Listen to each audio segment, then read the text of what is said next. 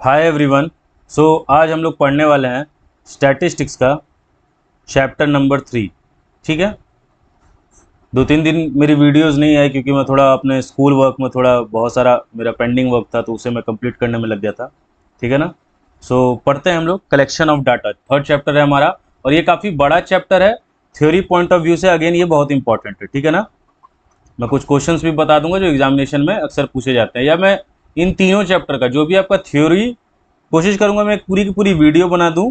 जैसे half yearly आप exam देते हैं या ईयरली एग्जाम देते हैं, फाइनल एग्जाम, तो उसमें क्या इंपॉर्टेंट टॉपिक होगा थ्योरी पॉइंट ऑफ व्यू से और प्रैक्टिकल पॉइंट ऑफ व्यू से, वो भी मैं वीडियो बना दूंगा। ठीक है ना। और कुछ प्रैक्टिकल क्वेश्चंस ऐसे बताऊंगा आपको मैं, जो बहुत सारे स्कूल्स में डायरेक्टली हूबहू वही क्वेश्चन पूछ लिया जाता है। ठीक है ना। तो वो लास्ट में मैं एक वीडियो ही पूरा बना दूंगा। ठीक है। चलिए शुरू करते हैं। क्या है फर्स्ट टॉपिक है हमारा स्टैटिस्टिकल इंक्वायरी। ठीक है ना। ये है क्या कि अब क्या होगा, आप इन्वेस्टिगेट करेंगे। ठीक है ना। क्या करेंगे? इन्वेस्टिगेशन करेंगे। कोई टॉपिक हो सकता है। ठीक है ना। आप समझेंगे आगे, ये अभी बस एक छोटा सा टॉपिक है, बाद में समझेंगे इन्वेस्टिगेशन कैसे होता है, कौन करते हैं, उसको कहते क्या है, ये सब समझेंगे। तो क्या कर रहे हैं, आप किसी टॉपिक पे इन्वेस्टिगेशन कर रहे हैं। अब आप एजेंसी से कर सकते हैं या इंडिविजुअल लेवल पे भी कर सकते हैं। ठीक है। और ये इन्वेस्टिगेशन का मतलब क्या है, वो पुलिस वाला नहीं है। ऐसे पुलिस, और एक मैं एग्जाम्पल आपको समझाऊंगा, पुलिस और कहीं ना कहीं ये जो वर्क है वो दोनों सेम ही है। दोनों ही क्या करते हैं, डाटा कलेक्ट करते हैं। पुलिस भी क्या करता है, एविडेंस कलेक्ट करता है। ठीक है ना। तभी तो वो क्या करवाएगा, जो क्रिमिनल है उनको सजा दिलवाएगा। वैसे हम भी क्या करते हैं, डाटा कलेक्ट करते हैं। ठीक है ना। क्या करते हैं, डाटा या क्वांटिटेटिव जो डाटा है, क्वालिटेटिव तो हम लेते नहीं है, क्वांटिटेटिव डाटा हम क्या करते हैं, कलेक्ट करते हैं। ठीक है। अब चलते हैं, एक होता है इंटरनल सोर्सेज और दूसरा होता है एक्सटर्नल सोर्सेज। इंटरनल सोर्सेज सीधी सी बात है, मान लीजिए कोई कंपनी है, आप कंपनी के ही सेल्स को देख रहे हैं। ठीक है ना। याद है, आप पहले ही पढ़ के आ चुके हैं फंक्शन ऑफ स्टैटिस्टिक्स में। क्या है, जब आप अपने ही डाटा को ठीक तरीके से स्टडी करते हैं, एनालिसिस करते हैं, तो आप फ्यूचर प्रिडिक्शन कर सकते हैं कि क्या मेरा प्रॉफिट बढ़ेगा, क्या मेरा सेल्स बढ़ेगा। तो आप अपने ही डाटा को, अपने कंपनी के डाटा को देखते हैं। और क्या होता है कि आपका बिजनेस किसी भी टाइप का बिजनेस हो सकता है, तो जब आपका बिजनेस है और दूसरा बिजनेस कैसे चल रहा है, कैसे रन कर रहा है, तो आप क्या करते हैं, दूसरे कंपनी का। ठीक है ना। इसलिए मैं एग्जांपल ले रहा हूं, जब आप क्या कर रहे हैं, अपने ओन कंपनी का क्या देख रहे हैं, सेल्स देख रहे हैं, तो वो क्या हो गया, इंटरनल सोर्सेज हो गया। आप दूसरे कंपनी का देख रहे हैं। और याद कीजिए, स्टैटिस्टिक्स करता ही क्या है, one of the important function क्या है स्टैटिस्टिक्स का, कंपैरिजन करना। तो आपका मान लीजिए किसी तरीके का बिजनेस है और सेम बिजनेस बगल में भी है, तो आप उसका सेल्स देख रहे हैं, आप उसका प्रॉफिट देख रहे हैं, रेवेन्यू देख रहे हैं, कॉस्ट देख रहे हैं, तो आप क्या कर रहे हैं, कंपैरिजन कर रहे हैं। लेकिन ये जो सोर्स हो गया, यानी दूसरे का जो आप देख रहे हैं, वो हो गया आपका external sources. So in an organisation data is collected from its report and records. Example total sales हो गया, लोन्स हो गया, वेजेस हो गया। External sources data collected from outside the organisation. जैसे आप चेकिंग अदर कंपनी सेल्स, आप दूसरे कंपनी का सेल्स देख रहे हैं कंपेयर करने के लिए कि वो कंपनी क्यों इतना ज्यादा सेल्स कर रही है, हमारी कंपनी इतनी कम क्यों है, कंपैरिजन पर्पज से। ठीक है। नेक्स्ट है, ये एग्जाम में आपके 5 मार्क्स में क्वेश्चन आता है, primary data and secondary data के बीच में डिफरेंस। ठीक है। मैं ऐसे बताता चलूंगा, कभी कभी मैं भूल भी जाता हूं। ठीक है। तो ये वीवीआई है, 5 मार्क्स में क्वेश्चन अगर बनेगा यूटी वगैरह में, तो आपका यही क्वेश्चन बनता है और हाफ ईयरली के पॉइंट ऑफ व्यू से भी इंपॉर्टेंट होता है। फर्स्ट क्या है बेसिस हमारा, ओरिजिनलिटी। प्राइमरी डाटा होगा क्या, ओरिजिनल, क्योंकि ये डाटा फर्स्ट टाइम कलेक्ट किया गया है। क्या किया गया है, फर्स्ट टाइम। तो पीडी क्या होगा, और जितना ही डाटा फर्स्ट टाइम कलेक्ट किया जाता है वो ओरिजिनल होता है। कैसे होता है, एक कॉन्सेप्ट मैं अभी बता देता हूं, आगे भी काम ही देगा।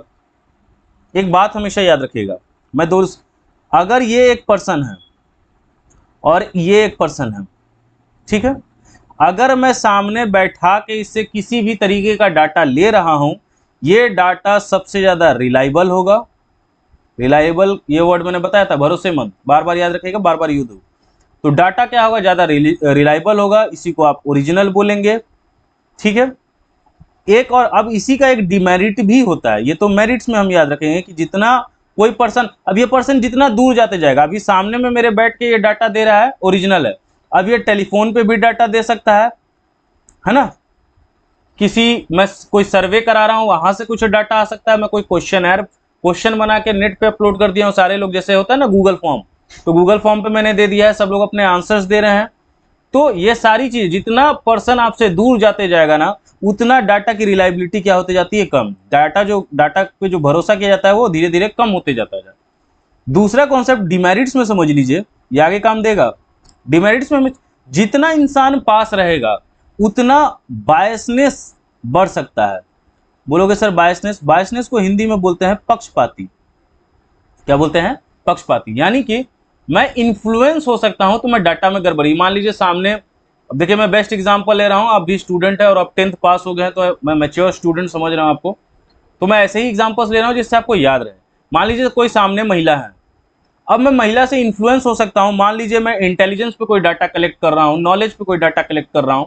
अब वो 10th पास है और मैंने कर दिया उसको 12th पास या ग्रेजुएशन कर दिया, क्यों?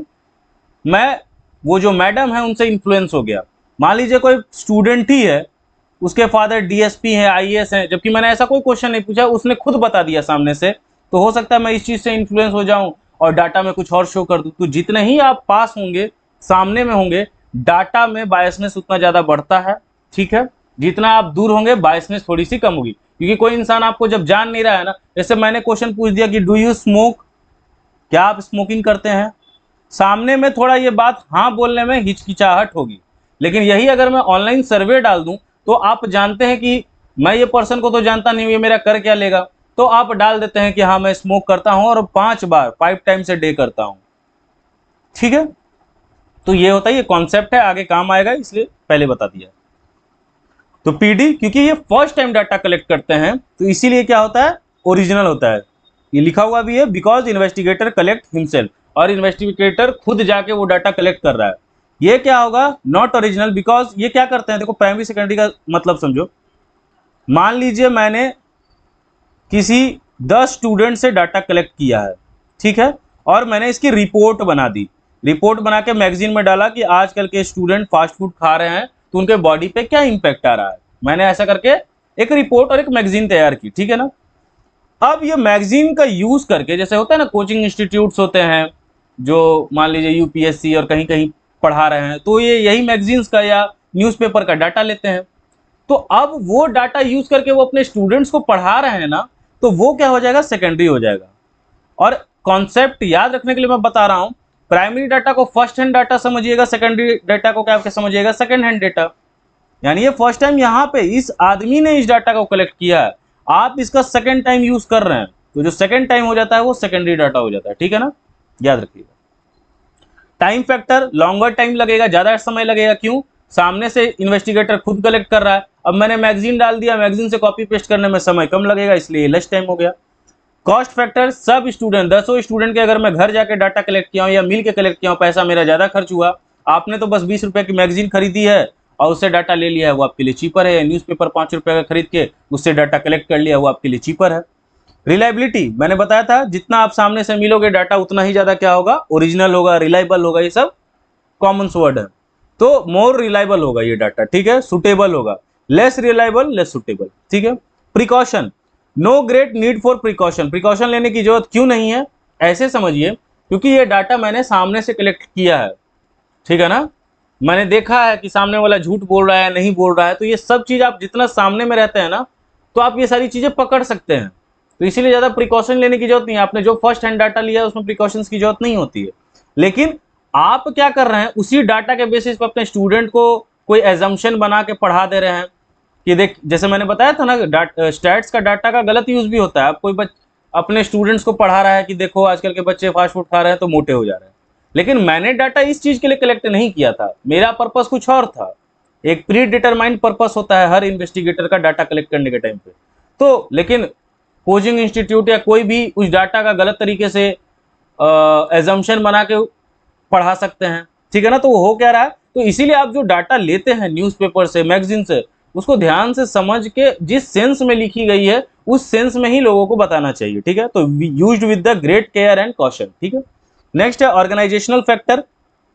तो एलाबरेट ऑर्गेनाइजेशनल सेटअप चाहिए, क्योंकि इतना सारा, जैसे अभी मैंने सिर्फ 10 स्टूडेंट लिया इसलिए आपको ये बात नहीं लग रही, 1000 स्टूडेंट्स का अगर मैं डाटा कलेक्ट करता तो मेरे को एक रूम चाहिए जहां पे ये डाटा रखूंगा, फिर मैं उसको एनालाइज करूंगा, उसका मीन मोड निकालूंगा, तो एक ऑर्गेनाइजेशन की जरूरत पड़ती है, एलाबरेट, ठीक है ना, बड़ा। No need for organisation setup, जैसे मान लीजिए मैंने वही मैगजीन से डाटा कलेक्ट किया, कुछ पॉइंट्स निकाले और स्टूडेंट्स को पढ़ा दिया, तो उसके लिए मेरे को कोई ऑर्गेनाइजेशन सेटअप करने की जरूरत नहीं है। और इसमें याद रखिएगा एक और पॉइंट मैं ऐड कर दे रहा हूं, इसको फर्स्ट हैंड डाटा भी बोलते हैं और इसको सेकेंड हैंड। ठीक है, इतने पॉइंट्स काफी होंगे। आगे चलते हैं अब हम, और ये इंपॉर्टेंट है, ठीक है, ये भी बहुत इंपॉर्टेंट है। इसमें सबसे ज्यादा इंपॉर्टेंट है जो पहला है, वो पहले ही मैं बता दे रहा हूं क्योंकि मैं हर लेक्चर में भूल जाता हूं, कुछ बच्चों का यही कंप्लेन है।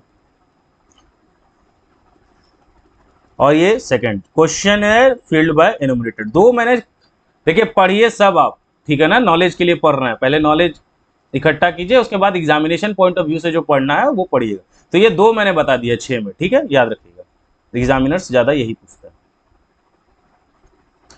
तो फर्स्ट है हमारा डीपीआई, डायरेक्ट पर्सनल इन्वेस्टिगेशन। ये हो क्या रहा है, ये याद रखिएगा, ये प्राइमरी डाटा कलेक्ट करने का मेथड्स है। तो यानी कि ये डाटा जब भी कलेक्ट होगा, जो भी इसके प्रोसेस होंगे, ये फर्स्ट हैंड होगा। ठीक है, चलिए फर्स्ट है डीपीआई, डायरेक्ट पर्सनल इन्वेस्टिगेशन, इसको हम पर्सनल इंटरव्यू भी बोलते हैं। इसमें हो क्या रहा है, investigator collects data by having direct contact with the informant and conduct spot inquiry. यानी ये इन्वेस्टिगेटर है, ये आपका इन्फॉर्मेंट है, इन्फॉर्मेंट जो आपको इन्फॉर्मेशन देगा, ठीक है ना, ऐसे ऐसे वर्ड्स जब आएंगे मैं बताता चलूंगा। ये क्या है, जो इन्फॉर्मेशन दे रहा है, ठीक है। और ये क्या हो रहा है, देखो यहाँ ब्रैकेट में मैंने लिख दिया डायरेक्टली, यानी आप मेरे सामने, मेरा कोई स्टूडेंट बैठा है, उससे मैं कुछ डाटा कलेक्ट कर रहा हूं, ठीक है, यही इस प्रोसेस में होता है। मेरिट्स क्या है, मैंने बताया था, कॉन्सेप्ट याद रखेंगे कि जितना आदमी या पर्सन जिससे डाटा आप ले रहे हैं वो जितना सामने होगा, उतना डाटा ज्यादा रिलायबल, ओरिजिनल, ये सारे वर्ड्स आएंगे। तो फर्स्ट क्या, ओरिजिनलिटी, ओरिजिनल इन नेचर होगा। सेकंड रिलायबल और accurate, first hand information obtained by investigator, ये क्या होगा, रिलायबल होगा। Third flexibility, investigator can very the nature of question. अब ये बात समझोगे, ये मैं कॉन्सेप्ट फिर एक बताऊंगा बाद में, लेकिन अभी मैं बस ये एक्सप्लेन कर दे रहा हूं होता क्या है। जैसे मान लीजिए, ये एग्जाम्पल है, ऐसा सोचना नहीं है, जैसे मान लीजिए स्मोकिंग।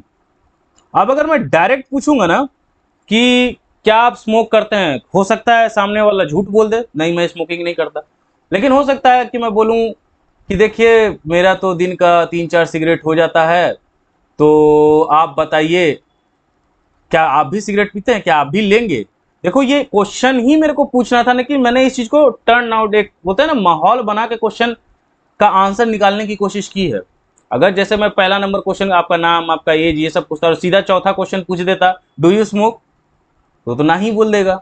इसीलिए इस चीज को घुमा के भी मैं आंसर्स निकाल सकता हूं, यानी फ्लेक्सिबिलिटी मैंने शो की है कि किसी तरीके से मेरे को डाटा निकालना है, ठीक है। तो इसलिए इसमें ये वर्ड आता है फ्लेक्सिबिलिटी, सामने रहेंगे तो आप क्वेश्चंस को या किसी और तरीके के क्वेश्चन से घुमा के उसका आंसर्स निकाल सकते हैं। इकोनॉमिकल, तो इसमें तो ह्यूज कॉस्ट लगेगा, जितने पर्सन से आप मिलते जाइएगा, सबके पास जाकर डाटा कलेक्ट कीजिएगा, पैसा आपका ज्यादा लगेगा, खर्चा आपका ज्यादा लगेगा, और जितना ज्यादा पॉपुलेशन उतना ज्यादा cost. Suitable for all types of question, method allow use of all questions, any ambiguity in question can be clarified by the investigation. मान लीजिए कोई प्रॉब्लम हुआ, मान लीजिए आपको उसकी बात कुछ समझ नहीं आई, मान लीजिए आपने इनकम पूछा कि आपकी इनकम क्या है, तो देखिए 10 रुपया तो यहाँ से कमा लेते हैं, 20 रुपया यहाँ से कमा लेते हैं। अब वो टोटल इनकम बता ही नहीं रहा है। अरे 10 रुपया कमा लेते हो, 20 रुपया, सीधा बताओ ना मंथ का कितना कमाते हो। अब जैसे मैंने अभी ये लैंग्वेज यूज किया कि सीधा बताओ मंथ का कितना कमाते हो, यानी मेरे को मंथली इनकम लिखना है अपने रिपोर्ट में। तो मैंने पूछ लिया, मेरे को ये समझ नहीं रहा था, ये हिसाब ही समझ नहीं आ रहा है, 10 का 20 का, कहीं 100 रुपया कमा ले रहे हो, रियल बताओ मंथ में कितना आ जाता है मेरे को, क्योंकि यही डाटा चाहिए। तो आप सामने में ना है तो आप वो डाटा आराम से इजीली तरीके से निकाल सकते हैं, ठीक है। कोई आपको हो सकता है कंफ्यूजन हो गया होगा उनके आंसर्स में, तो वो भी आप डायरेक्टली वहीं पे पूछ सकते हैं, ठीक है। और सारे मेथड्स में ये नहीं हो पाता है, ठीक है। डिमेरिट्स देखते हैं। डिमेरिट्स क्या है, not suitable for wide areas. अभी मैंने बताया जितना ज्यादा एरिया वाइड होगा उतना ज्यादा पैसा ज्यादा खर्च होगा, तो ये ज्यादा बड़ा एरिया रहेगा तो ये सुटेबल मेथड नहीं है। Second, expensing and time consuming. Population large है तो सबके पास जाओगे तो टाइम भी लगेगा, टाइम के साथ साथ क्या लग रहा है, आपका पैसा भी लग रहा है, मनी भी जा रहा है, ठीक है। नेक्स्ट है पर्सनल बायस। याद कीजिए कॉन्सेप्ट मैंने क्या बताया था, जितना आप सामने रहेंगे उतना पर्सनल बायस बढ़ सकता है, इन्फ्लुएंस हो सकता है इन्वेस्टिगेटर किससे, सामने वाले पर्सन से जो कि इन्फॉर्मेंट है। तो पीबी यानी personal bias of investigator can affect the accuracy. अगर वो अफेक्ट हो गया तो एक्यूरेसी उसकी क्या हो जाएगी, खराब हो जाएगी। नेक्स्ट है ट्रेंड पर्सनल। इन्वेस्टिगेटर क्या होना चाहिए, must be trend and unbiased. ये बात देखिए डिमेरिट में ही लिखी हुई है। अगर कोई अनट्रेंड पर्सन चला गया ना, तो बहुत सारा ऐसा डाटा होता है जो पर्सन हिचकिचाते हैं जवाब देने में, तो उसका जवाब नहीं निकलवा पाएंगे इन्वेस्टिगेटर। बाद में हम लोग पढ़ेंगे, इसलिए बहुत सारी जगह पर टीचर्स को भी भेजा जाता है। ठीक है, क्यों वो मैं बताऊंगा। तो क्या हो रहा है, ट्रेंड को भेजना है आपको, और वो क्या हो, पर्सन अनबायस्ड हो, यानी इन्फ्लुएंस ना हो जाए सामने वाले पर्सन से। ठीक है, चलिए नेक्स्ट मेथड हम पढ़ेंगे, इनडायरेक्ट ऑरल इन्वेस्टिगेशन। क्या है, इनडायरेक्ट वर्ड आ गया है और ओरल है, यानी वही सामने वाली बात है। यानी पहला जो कॉन्सेप्ट पढ़े हैं वही है, लेकिन इनडायरेक्ट है। तो इनडायरेक्ट इसमें क्या है, investigator approach third parties who are in the possession of information about the subject of inquiry. यानी कि थर्ड पार्टी का इन्वॉल्वमेंट हो रहा है। अब ये एग्जाम्पल भी है और एक मैं आपको रियल लाइफ भी एग्जाम्पल बताऊंगा। ऐसा नहीं कि मैंने कोई डाटा कलेक्ट कर लिया है, ये सब मत समझना, ठीक है। लेकिन ऐसे एग्जाम्पल्स हैं जो रियली में ऐसे कंडक्ट होते हैं। पहला वो जो एक्स्ट्रा एग्जाम्पल है वो मैं बताता हूँ। मान लीजिए मुझे पता करने के लिए बोलोगे सर आप क्या बार बार स्पोकिंग जैसे टॉपिक्स को ले रहे हो, क्योंकि देखो क्वेश्चन ऐसा ही मुझे लेना है जिसका आंसर देने में लोगों को हिचकिचाहट होगी। मान लीजिए एक कोई कॉलेज है, मुझे पता करना है कि वहाँ पे जो बॉयज़ हैं वो स्मोक करते हैं, तो कितना करते हैं कि नहीं करते हैं, ये पता करना। अब मैं बॉयज से जाके ये बात पूछूंगा तो कभी नहीं। और मान लीजिए क्वेश्चंस मेरे कुछ ऐसे हैं, नाम, एज, एड्रेस, मोबाइल नंबर, और तब ये स्मोकिंग वाली क्वेश्चन है। कोई भी जानता है कि एड्रेस दे दूंगा, कहीं ये मेरे पेरेंट्स के पास चले जाएं, ऐसा कुछ अगर वो सोचेंगे, तो अगर मैं ये काम करूं कि जो गर्ल्स हैं, गर्ल्स को मैं एक लिस्ट दूं, इसमें XYZ पहले का नाम है, दूसरे स्टूडेंट का नाम ABC है, DEF है, ये बॉयज का नाम है। उनसे अगर पूछो क्या ये स्मोक करते हैं, क्योंकि इनके पास भी तो पोजीशन ऑफ इंफॉर्मेशन है, तो मैं इंफॉर्मेशन गर्ल्स से कलेक्ट कर रहा हूं, ना कि बॉयज से डायरेक्टली कर रहा हूं। इंफॉर्मेशन में ले गर्ल्स का सॉरी बॉयज का ही रहा हूं, लेकिन गर्ल्स के थ्रू ले रहा हूं। अब आते हैं थोड़ा रियल एग्जाम्पल पे। पुलिस ऑफिसर, मान लीजिए कोई पर्सन हो गया डेड, ठीक है, मर्डर हो गया, तो मेरे को तो मर्डर का इंफॉर्मेशन चाहिए। तो मैं इसको थोड़ी बोलूंगा कि भाई तू थोड़ा देर उठ जा मेरे लिए और इंफॉर्मेशन बता कि कौन तुझे मारा है, ऐसा तो होगा नहीं। तो मैं क्या करूंगा, विटनेस या थर्ड पार्टी या उसके जो घर के मेंबर्स हैं उनसे डाटा कलेक्ट करूंगा। और आप देखते भी होंगे वो लोग सबसे पहले जो शक करते हैं वो घर के लोग पे करते हैं। तो वो शक नहीं होता है, एक्चुअली उसे एविडेंस कलेक्ट करना होता है। वहीं से जहां मिसमैच होता है ना, वही पॉइंट ऑफ इन्वेस्टिगेशन बनता है कि यहीं पे कुछ लूप होल है, यहीं पे जांच की जाए, ठीक है। और इसमें एक परसुएशन टेक्निक भी होता है, आप लोगों को पता होगा कि मान लीजिए पुलिस वाले क्या करते हैं, ये पुलिस है, ये इन्फॉर्मेंट है, इसको ये बोलते हैं कि देखो तुम्हारे खिलाफ उसने एविडेंस दे दिया है, तुम्हारे दोस्त ने, तुम सारा इन्फॉर्मेशन दे दो। और एक्चुअली में इसका दोस्त ने ऐसा कुछ इन्फॉर्मेशन दिया नहीं है, ठीक है। और फिर ये इसके पास भी जाते हैं कि देखो उस लड़के ने तो पूरा एविडेंस दे दिया तुम्हारे खिलाफ, अब वो हमारे साइड में है, तो अब तुम उसको क्यों बचा रहे हो, तुम भी। अब फंस गए ये भी और फंस गए ये भी, ठीक है। तो ऐसा चीजें होती हैं। नेक्स्ट है मेरिट समझते हैं, वाइड कवरेज, ठीक है। तो इनडायरेक्ट मेथड को यूज करके हम एक वाइड एरिया को कवर कर सकते हैं, ठीक है, क्योंकि इनडायरेक्टली हम इंफॉर्मेशन कलेक्ट कर रहे हैं। इकोनॉमिकल है, याद रखिएगा इकोनॉमिकल है, ये है किसके सेंस में, जो फर्स्ट मेथड पढ़े हैं उसके हिसाब से देखा जाए तो ये थोड़ा चीप एंड बेस्ट पड़ेगा हमें। Economic in terms of time कम लगेगा, मनी कम लगेगा, मैन पावर कम लगेगा, ठीक है ना। कॉलेज में चल गया, बस गर्ल्स से मिल के मैं सारा डाटा कलेक्ट कर लूंगा, एक ही जगह मुझे सारे स्टूडेंट्स का डाटा मिल गया। हर स्टूडेंट के घर, हर स्टूडेंट से मिलना थोड़ा डिफिकल्टी है। Expert opinion, investigator can seek opinion of the experts, तो वो एक्सपर्ट से भी क्या ले सकते हैं, ओपिनियन ले सकते हैं, ठीक है ना, कि ऐसे डाटा कलेक्ट किया जा रहा है इनडायरेक्टली, क्या ये डाटा रिलायबल होगा नहीं होगा, ठीक है, इस सेंस में। नेक्स्ट है डिमेरिट्स। डिमेरिट्स क्या क्या है, फर्स्ट है इनडायरेक्ट इंफॉर्मेशन है, तो रिजल्ट्स हो सकते हैं इरोनियस हो, भरोसेमंद ना हो, कुछ उसमें गड़बड़ी हो, जैसे देखते नहीं हो मर्डर्स वगैरह हो जाते हैं, तो बहुत सारे लोग, अगर बहुत लोग मिल के मर्डर किए हैं तो सब लोग डाटा मिला मिला के बताते हैं, जिससे पुलिस वाले को किसी पे शक ही नहीं होता है। Lack of accuracy as compare to DPI, degree of, इसलिए बोल रहा हूँ पहला जो पढ़े हैं उसके हिसाब से देखा जाए तो इसकी एक्यूरेसी कम होगी, क्योंकि डिस्टेंस बढ़ गया। ये याद रखोगे, जैसे जैसे डिस्टेंस, पहले में डिस्टेंस अगर इतना था, अब डिस्टेंस कुछ ऐसा हो गया, तो जैसे जैसे डिस्टेंस बढ़ेगा रिलायबिलिटी, ओरिजिनलिटी, ये सब क्या होगी, डिक्रीज होगी। Partiality of witness, person providing the info may be biased, वो क्या हो सकता है, बायस्ड हो सकता है झूठ भी बोले, हो सकता है सच भी बोले, या हो सकता है क्राइम किया है उसी ने क्राइम किया है तो वो बचाने की कोशिश करेगा तो डाटा गलत देगा, तो वो बायस्ड भी हो सकता है, ठीक है ना। फोर्थ है lack of interest of informants, interest of the person providing the information is not stake, collected info is often bag and unreliable.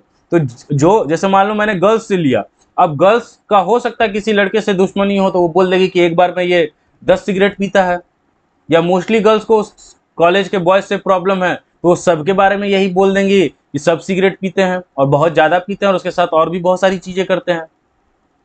तो उनका तो बायसनेस शो कर रहा है, उनको तो सिर्फ पूछा गया स्मोकिंग कर रहे हैं, उसमें तो आपको नहीं बोला गया कि आपके जो पर्सनल प्रॉब्लम्स है उसको एडअप करके आप उनकी बुराई कर दें या जो डाटा है उसको आप गलत प्रोवाइड कर दें, ये तो नहीं कहा गया है, लेकिन वो ऐसा कर सकती हैं।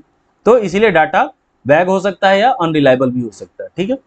नेक्स्ट है इंफॉर्मेशन फ्रॉम कॉरेस्पॉन्डेंट्स, इसको समझते हैं। इसमें क्या हो रहा है, लोकल एजेंट्स या correspondents are appointed and train to collect the information from the respondents. अब इसमें 3 पार्टी हैं, ध्यान से समझिए। मान लीजिए आज तक के जो हेड हैं, जो सारे न्यूज़ को कवर करते हैं, वो हो गए इन्वेस्टिगेटर आपके। अब उसने एक लोकल एजेंट रखा हुआ है, मान लीजिए दानापुर के एरिया में, ठीक है, कि आपको क्या करना है, डाटा कलेक्ट करना है, बताना है कि उस एरिया में क्या क्या चीज़ें चल रही हैं। अब ये लोकल एजेंट क्या करता है, जो रिस्पोंडेंट है, वहाँ के जो लोग हैं जो रिस्पॉन्स करेंगे उसको रिस्पोंडेंट बोलते हैं, तो ये जाके उनसे पूछते हैं कि आज यहाँ पे ये मर्डर हुआ, कैसे कैसे मर्डर्स हुए हैं, या यहाँ पे बारिश ज़्यादा हुई है तो पानी जम गया है, क्या प्रॉब्लम्स आ रही हैं। तो ये डाटा इनको प्रोवाइड कर रहे हैं और ये डाटा को इन्वेस्टिगेटर तक पहुँचा रहे हैं, यानी ये मिडिल मैन हो गए, ठीक है। और ये भी ट्रेंड होते हैं, देखते ही होगे, जो माइक लेके आते हैं आपसे डाटा पूछने के लिए, तो काफ़ी अच्छे तरीके से वो बात करते हैं, ठीक है। सो मेरिट्स क्या क्या है, फर्स्ट वाइड कवरेज हो सकता है, ठीक है, जहां इन्वेस्टिगेशन का एरिया क्या हो, लार्ज हो, वहां पे ये यूजफुल है। क्यों, एक ही लोकल एजेंट पूरे उस दानापुर एरिया को कवर कर रहा है, हर तरह की न्यूज़, हर तरह के प्रॉब्लम्स को वो अपने इन्वेस्टिगेटर को बता रहा है, ठीक है।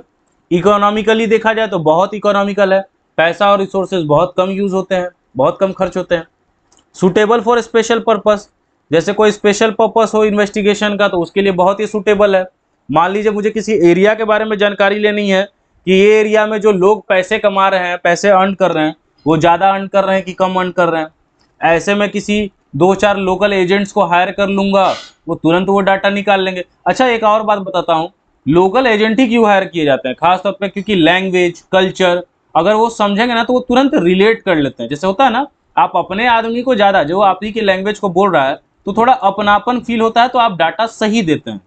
अगर कोई अंग्रेज का मतलब ज़्यादा इंग्लिश वगैरह बोल रहा है, अगर वो दानापुर में जाके डाटा कलेक्ट करेगा, कोई डाटा नहीं देगा, सब झूठ बोलेंगे, हंसी मजाक करेंगे और चल जाएंगे, सीरियसली ही नहीं लेंगे। लेकिन अगर कोई वहीं दानापुर का लोकल लैंग्वेज बोलने वाला पर्सन होगा तो वो डाटा अच्छे तरीके से कलेक्ट कर सकता है और सही इंफॉर्मेशन भी निकाल सकता है वो, ठीक है। चलिए, continuity, very useful for collecting regular information. आपने किसी को हायर कर लिया है, जो वही न्यूज़ चैनल वाले होते हैं, हायर कर लिया, वो आपको पूरे साल भर आपको वहां का इंफॉर्मेशन मिलते रहेगा, ठीक है ना। तो कंटिन्यूटी के लिए भी ये अच्छा होता है। डिमेरिट्स देखेंगे। अच्छा, एक और चीज, थोड़ा सा बीच में ब्रेक टाइप का, कि ये चैप्टर काफी बड़ा है, ठीक है ना। तो अब 2 चीजें की जा सकती थी, या तो इस वीडियोस को 2 पार्ट में बांट दिया जाता, तो वीडियो एक ही रहेगी, बीच में आपको 5-10 मिनट का ब्रेक ले लेना है और फिर स्टार्ट करना है, ठीक है ना। बीच में एक 5-10 मिनट का कॉफी ब्रेक रहेगा, ठीक है। उसके बाद कॉफी चाय जो भी आप पीते हैं पी के आइएगा और फिर सेकंड पार्ट को कवर कीजिएगा, ठीक है। चलिए, डिमेरिट्स क्या क्या है, lack of accuracy of high degree, ठीक है ना। अब एक्यूरेसी, सॉरी, जो हाई डिग्री की एक्यूरेसी है वो आपको चाहिए होती है, लेकिन यहाँ पे ये कभी कभी लैक करेगा। क्यों लैक करेगा, क्योंकि जैसे मान लीजिए उस एरिया में कुछ गलत हुआ है, तो समटाइम्स क्या होता है, चीज़ों को हाइड ऑफ भी किया जाता है कि नहीं, अपने एरिया की बेइज्जती नहीं करवानी है, हमें सारा डाटा कलेक्ट, जो मतलब डाटा पूछने वाले हैं उनको सही नहीं बताना है। और इसका अपोजिट भी होता है, लोग सच भी बोलते हैं। देखो न्यूज़ चैनल के पॉइंट ऑफ व्यू से देख रहे हो तो तुम्हें लगेगा कि सर ऐसा तो नहीं है, जो पूछते हैं न्यूज़ चैनल वाले ये लोग तो और बढ़ा बढ़ा के जो सच्चाई होता है वो बोल देते हैं। न्यूज़ चैनल के पॉइंट ऑफ व्यू से आपको ऐसा लग सकता है, लेकिन ऐसा थोड़ी है कि ये तो एक एग्जाम्पल हुआ ना, ये एक डाटा कलेक्ट करने का कॉरेस्पॉन्डेंट का एक एग्जाम्पल हुआ। और भी चीज़ों के लिए आप डाटा ऐसे लोकल एजेंट को करके आप डाटा हायरिंग करते हैं, ठीक है ना। तो वहाँ पे होता है कि बहुत जगह पे क्या होता है कि लोग डाटा जो होता है, डाटा के बारे में इंफॉर्मेशन देना होता है, वो बहुत हाइड कर लेते हैं, ठीक है ना। Time consuming, lot of time is consume to collect the information. अब दानापुर के हर एक एरिया में क्या हो रहा है, ये इंफॉर्मेशन उस लोकल एजेंट से पूछे, वो हमेशा घूमते ही रहता है कुछ। अब देखिए आप लोग भी सच्चाई जानते हैं, मीडिया को चाहिए चटपटा न्यूज़, मसाला होना चाहिए। लेकिन उस आदमी को तो पहले 10 डाटा कलेक्ट करना होगा ना। अच्छा इधर मर्डर हुआ है, इधर ये हुआ, इधर बाढ़ आ गई है, इधर पुल टूट गया है। अब ये चारों डाटा वहां देगा, अब इन्वेस्टिगेटर सोचेगा कौन से डाटा को हमें शोकेस करना है न्यूज़ चैनल पे। लेकिन इसे तो इंफॉर्मेशन कलेक्ट करने के लिए बहुत दौड़ना पड़ रहा है, ठीक है ना। Danger of partiality, personal bias of the correspondent में। अब देखो इन्वेस्टिगेटर, ध्यान से समझना, इन्वेस्टिगेटर का कोई लिंक नहीं है किससे, रिस्पोंडेंट से। लेकिन यहाँ जो बीच में मिडिल मैन है ना, कॉरेस्पॉन्डेंट, इनका लिंक है रिस्पोंडेंट से, क्योंकि डाटा यही कलेक्ट कर रहा है। तो ये दोनों सामने आमने सामने है, अगेन आमने सामने है, तो पर्सनल बायस क्या हो सकता है, बढ़ सकता है, ठीक है ना। चलिए नेक्स्ट है telephonic interviews. Data is collected through an interview over the telephone with the interviewer.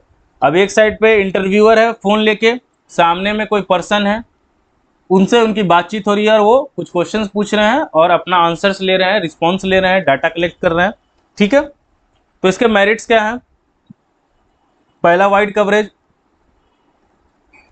100 लोगों से मिलना और 100 लोगों से फोन पे सिर्फ बात करना। कंफर्टेबल आपको फोन पे बात करना ही होगा। पैसा कम खर्च होगा, टाइम कम खर्च होगा आपका, क्योंकि ट्रैवलिंग का जो टाइम पीरियड है वो घट जाएगा। पैसा कम खर्च होगा, एक रिचार्ज में ही आपका काम हो गया, ठीक है। तो conducting inquiry over a larger area के लिए बहुत अच्छा होता है टेलीफोनिक इंटरव्यू। इकोनॉमिकल है, चीपर है, लेस टाइम, मनी, लेबर कम लगता है। क्लैरिफाई डाउट्स, कि आपको कोई चीज़ फिर समझ में नहीं आया, फ़ोन पे पूछ सकते हैं। समटाइम्स क्या होता है जब आप पर्सन से, ये भी प्रॉब्लम होती है, समटाइम्स क्या होता है सामने से आप पर्सन से मिल रहे हैं ना, सबके पास टाइम नहीं है, ये आप भी जान रहे हैं। या देखते होंगे रोड वगैरह पे भी डाटा कलेक्ट करने के लिए लोग बोलते हैं 5 मिनट रुक जाइए, कुछ क्वेश्चंस का आप जवाब दीजिएगा, लोग बोलते हैं कि नहीं भाई टाइम नहीं है।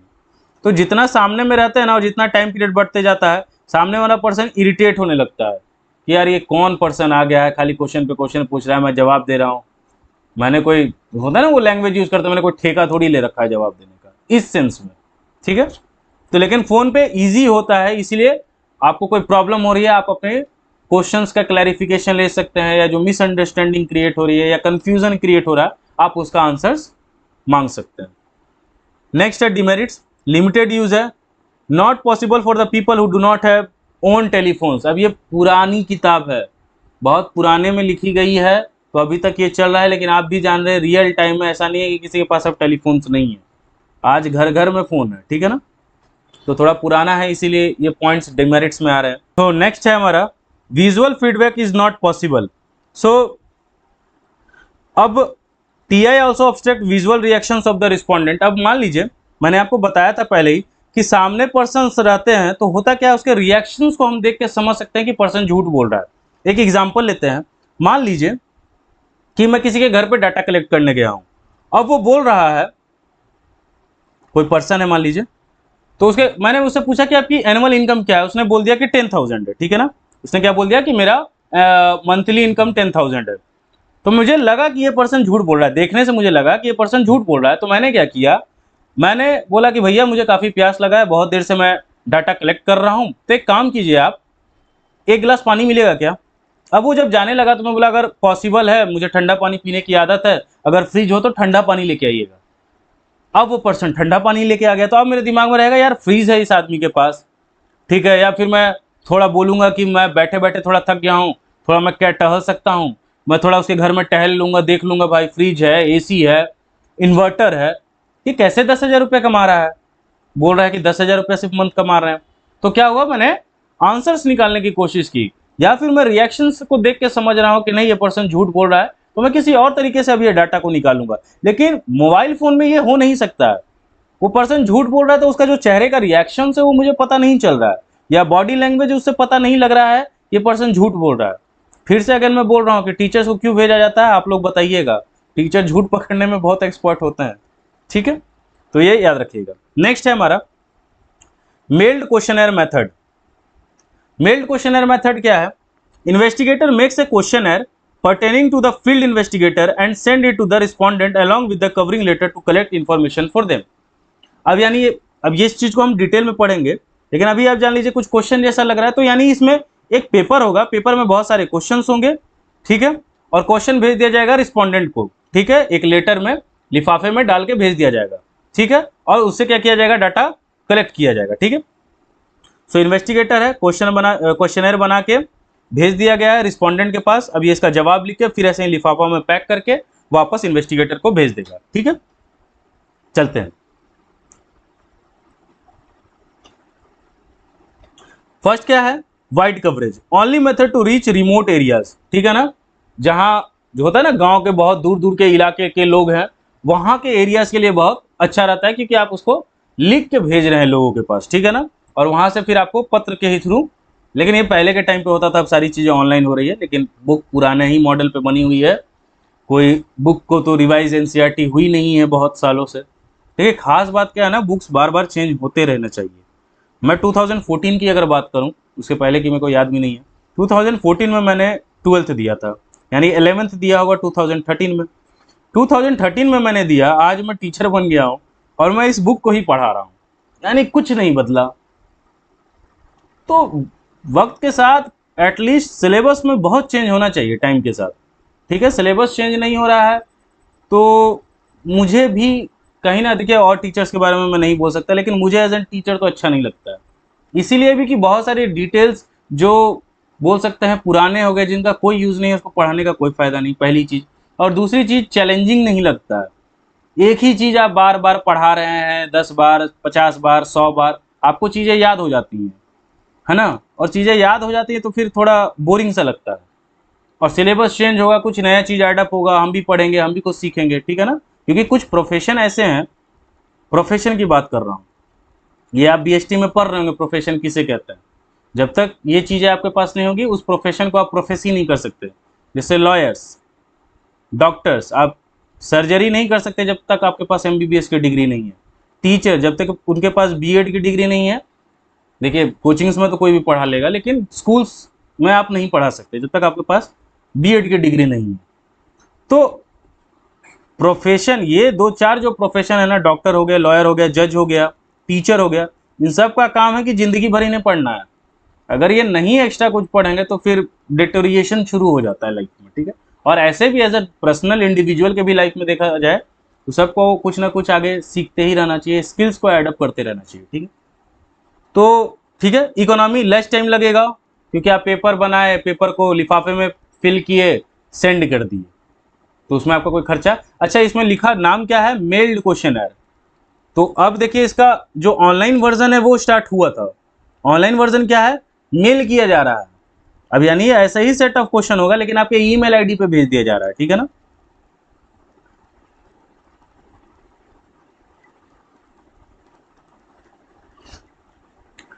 Originality, very much original because informants directly involve in the collection of data, ठीक है ना।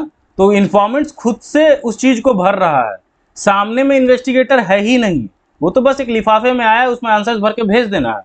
तो सामने में इन्वेस्टिगेटर नहीं है तो हिचकिचाहट कम होती है, ठीक है ना। इसलिए डाटा क्या होगा, थोड़ा ओरिजिनल होगा। फ्री फ्रॉम बायस, इन्वेस्टिगेटर सामने नहीं है तो बायसनेस क्या होगी, एकदम नहीं होगी। Suitable for the sensitive question, जैसे फैमिली में कितने बच्चे हैं, वाइफ आपकी है कितनी है। अब ये सब क्वेश्चन पर्सनल क्वेश्चंस हो गए, आप सामने में पूछेंगे तो हिचकिचाहट होगी, लेकिन आप ये क्वेश्चंस के फॉर्म में पूछ रहे हैं तो हिचकिचाहट नहीं होती है, ठीक है।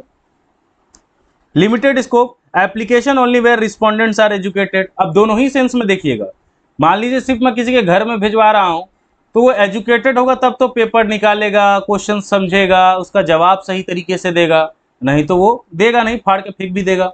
एक ये है। मेल, अब देखिए मेल अब सब बना लिए हैं क्योंकि मोबाइल में ऐसा रिक्वायरमेंट है मेल आईडी का। नहीं तो पहले क्या होता था, जो जीमेल होते थे, आपके हॉटमेल्स होते थे, आउटलुक होता था, ये सब पे बहुत कम लोग ही जो एजुकेटेड होते थे वही मेल आईडी बनाते थे। अब तो सभी के पास है, ठीक है। Less accuracy and precision, accuracy of data can not be testified, इसको आप टेस्ट नहीं कर सकते हैं कि जो डाटा भेजा गया है वो ओरिजिनल है कि नहीं, मैं क्रॉस एग्जामिनेशन कर लूं, ये नहीं हो सकता, ठीक है। Lack of interest, may not care to fulfil questionnaire, अब ज्यादा आपने, इसलिए हम समझेंगे कि क्वेश्चनर्स कैसे बनाने चाहिए। मान लीजिए आपने 100 क्वेश्चन दे दिए हैं, वो देखेगा 100 क्वेश्चन का जवाब है, बोलेगा मैं कोई टेस्ट थोड़ी दे रहा हूँ, पेपर फाड़ेगा, फेंक देगा। मान लीजिए ठीक है आपने 10 ही क्वेश्चन भेजा है, लेकिन उसको इंटरेस्ट नहीं आ रहा है कि मेरा इसमें फायदा क्या है। आजकल के लोग ऐसे ही हो गए ना, मेरा बेनिफिट इसमें क्या, मेरा बेनिफिट नहीं, मैं नहीं भरूंगा, ठीक है। Chances of misinterpretation, information में not understand the correct sense of question, है ना। अब मैं कोई क्वेश्चन पूछ रहा हूं तो मेरा सेंस कुछ और है उस क्वेश्चन को पूछने का, और आप किसी और सेंस से जवाब दे रहे हैं। अब दोबारा तो मैं क्रॉस वेरीफाई नहीं ना करूंगा, मैं तो यही समझ लूंगा कि इन्फॉर्मेंट्स ने समझ के इस क्वेश्चन का जवाब यही दिया है, जबकि रियल में क्या है, उसने क्वेश्चन को समझा ही कुछ अलग है, ठीक है ना। नेक्स्ट चलते हैं, क्वेश्चनर फिल्ड बाय इनुमरेटर्स। इनुमरेटर्स कौन होते हैं वो हम समझेंगे। एनुमरेटर personally visit information along with a questionnaire and ask questions and note down their replies and questionnaire in his own language। अब इसको ऐसे समझिए, और ये आपके घर में भी होता है, और यहीं पे अब आएगी वो टीचर वाली बात। यानी कि हो क्या रहा है, ये है इन्वेस्टिगेटर, इसने ही क्वेश्चनर बनाया है, क्वेश्चंस इसने बनाए हैं, ये क्वेश्चन के साथ भेज दिया है किसको, एनुमरेटर को, ठीक है। अब इसका काम क्या है, ये क्वेश्चन निकालेगा और जो रिस्पोंडेंट है उनसे जवाब मांगेगा। ये हो, इसका एक मेरिट यही हो सकता है जहां पे पॉपुलेशन क्या है, एजुकेटेड नहीं है। अब ये जो जवाब वर्बली बता रहे हैं, ओरली बता रहे हैं ना, उसको क्या करता है, ये नोट डाउन करता है, ठीक है ना। जैसे कैसे फिल इन द ब्लैंक्स होता है, आपका नाम, तो ये नाम बताएंगे, ये लिखेंगे कि धीरज नाम हुआ, धीरज कुमार पांडे, ऐसे करके आप लिखेंगे, ठीक है। अब याद कीजिए जो जनगणना होती है, जिसको आप बोलते हैं सेंसस, इसमें क्या होता है, लोग ऐसे ही आते हैं और आपके घर में बैठ के डाटा कलेक्ट करते हैं, तो ये एनुमरेटर्स होते हैं। कौन होते हैं, एनुमरेटर्स। और इसमें मोस्टली कौन होते हैं, टीचर्स होते हैं। बहुत जगह पे टीचर्स ही ये काम करते हैं। अब क्यों करते हैं आपको पता है, झूठ पकड़ने की आदत बचपन से हो गई है इनको। बचपन मतलब उनके टीचर वाला बचपन, ठीक है ना।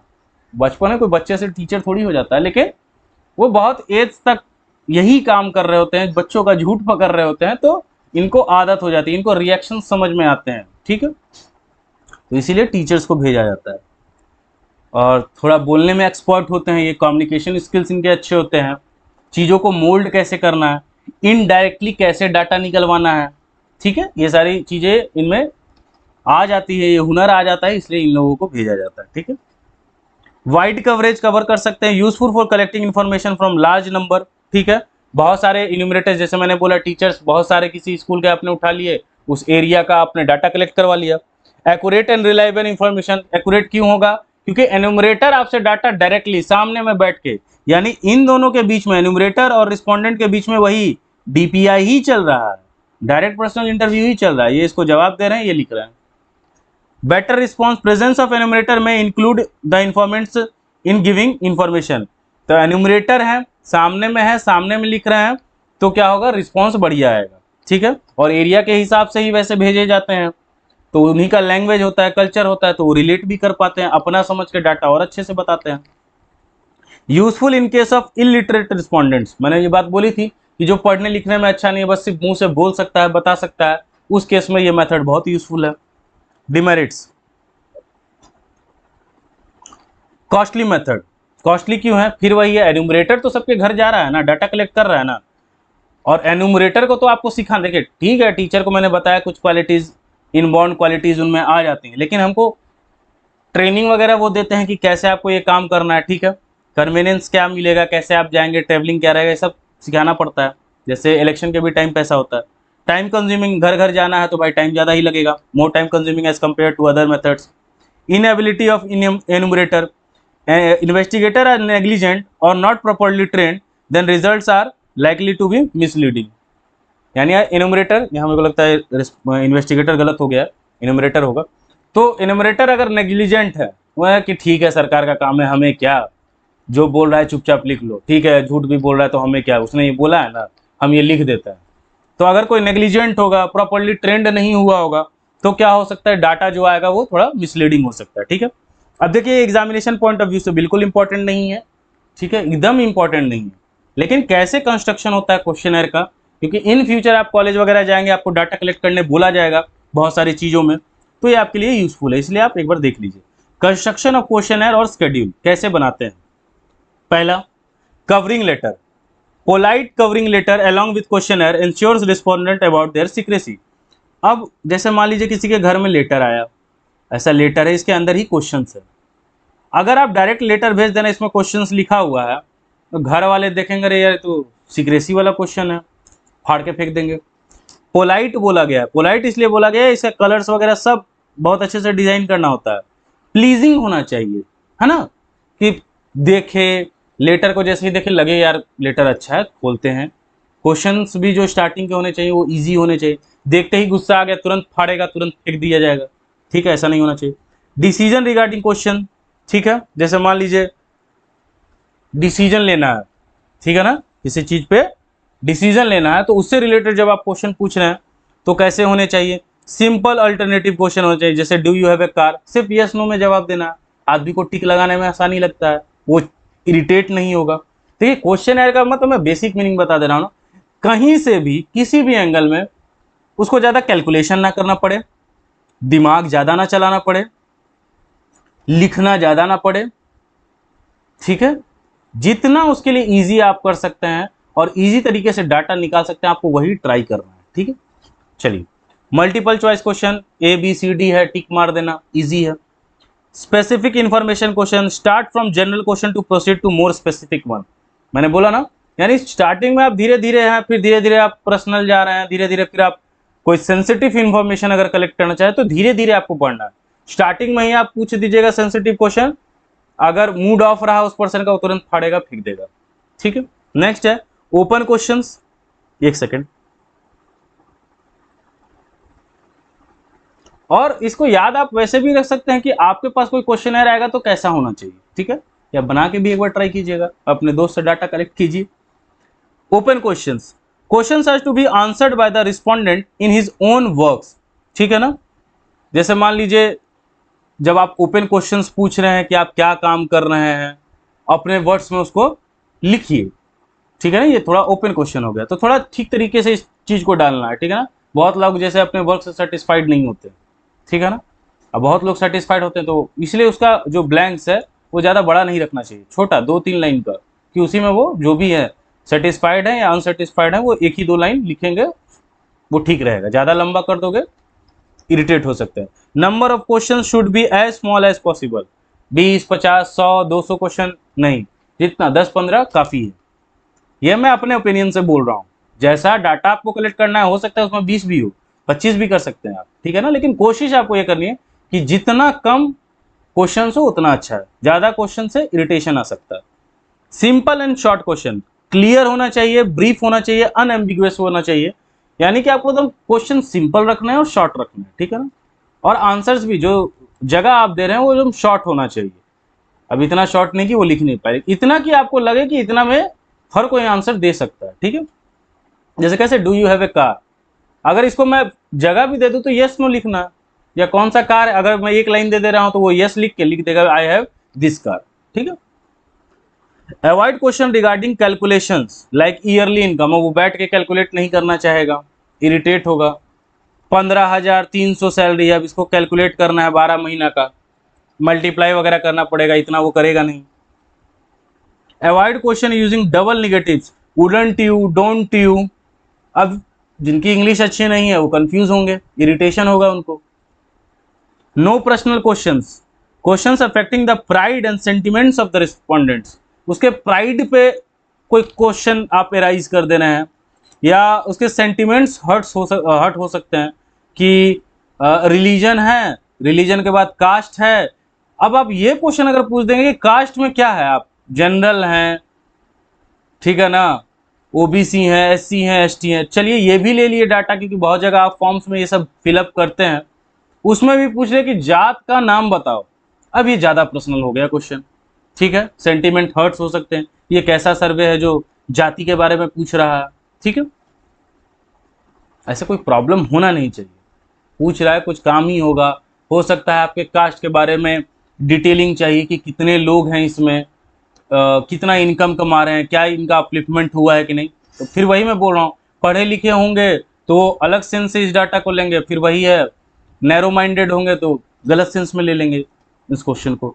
Avoid leading question which gives A clue about how the, avoid करना है। ऐसा नहीं कि आप ऐसा क्वेश्चन पूछे उसके बाद जस्ट ऐसा क्वेश्चन पूछ रहे हैं जिससे उसको हिंट मिल जा रहा हो, जिससे उसको कुछ सजेशन मिल जा रहा हो। वो इधर भी वही आंसर भर देगा, इधर भी उसी से मिला के कुछ भर देगा, ठीक है। तो ऐसा नहीं करना है। Instructions to the informants, necessary instructions about terms and conditions, ठीक है ना। आप इंस्ट्रक्शन दे सकते हैं कि ये डाटा कलेक्ट किया जा रहा है इसी रीजन से, इंस्ट्रक्शन आपने दे दिया तो उससे क्या होता है, सामने वाले को भरोसा होता है, अच्छा ये डाटा कहीं पब्लिश नहीं होगा, ये डाटा सिर्फ इस काम के लिए यूज हो रहा है तो मैं सेफ हूं, ठीक है ना। Cross examination like questions about age and can be supplemented with the another question on DOB. जैसे आपने एज पूछ लिया, किसी ने लिख दिया है 27, ठीक है। अब नीचे आपने 2-3 क्वेश्चन और डाल दिया, फिर पूछ दिया डेट ऑफ बर्थ।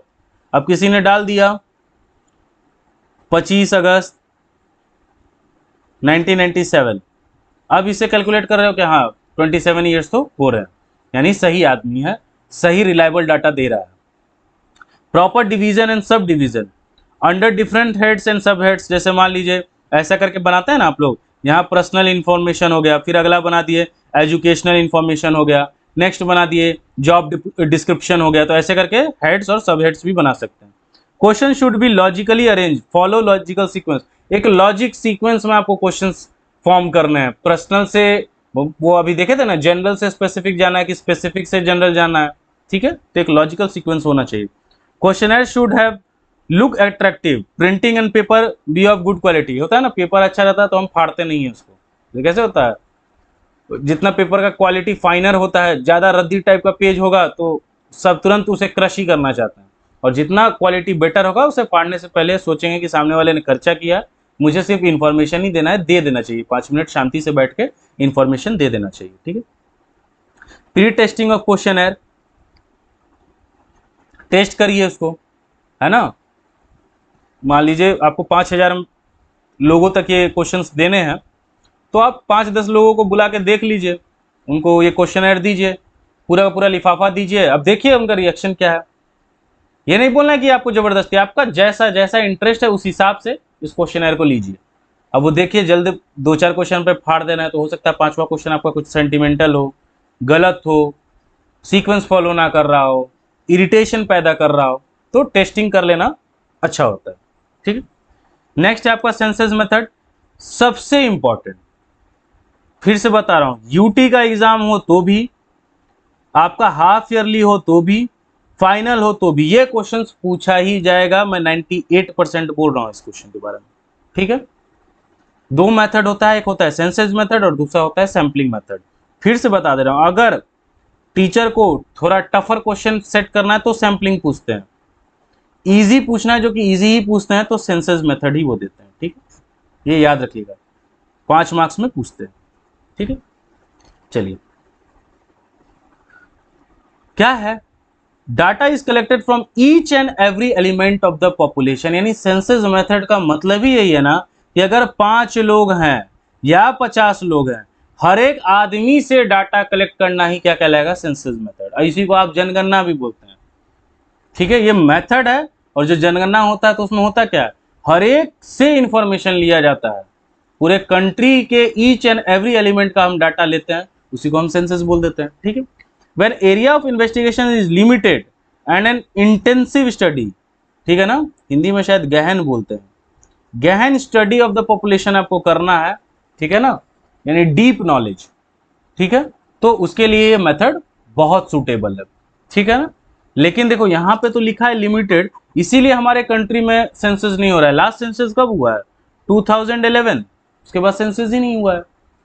अब 10 साल के बाद होना चाहिए था, 2021 में कोविड 2022 में प्रॉब्लम हो गया, फिर वो एनआरसी वगैरह का मुद्दा हो गया, अभी तक 2024 आ गया, अभी तक सेंसस कलेक्ट नहीं हुआ है, डाटा कलेक्ट नहीं हुआ है, ठीक है। लेकिन बहुत सारी कंट्रीज जहाँ पॉपुलेशन बहुत ज़्यादा है वो अब सैम्पलिंग मेथड अपना रही है, ठीक है ना। हमारी कंट्री 2011 तक तो सेंसस की है, अब देखिए आगे क्या होता है।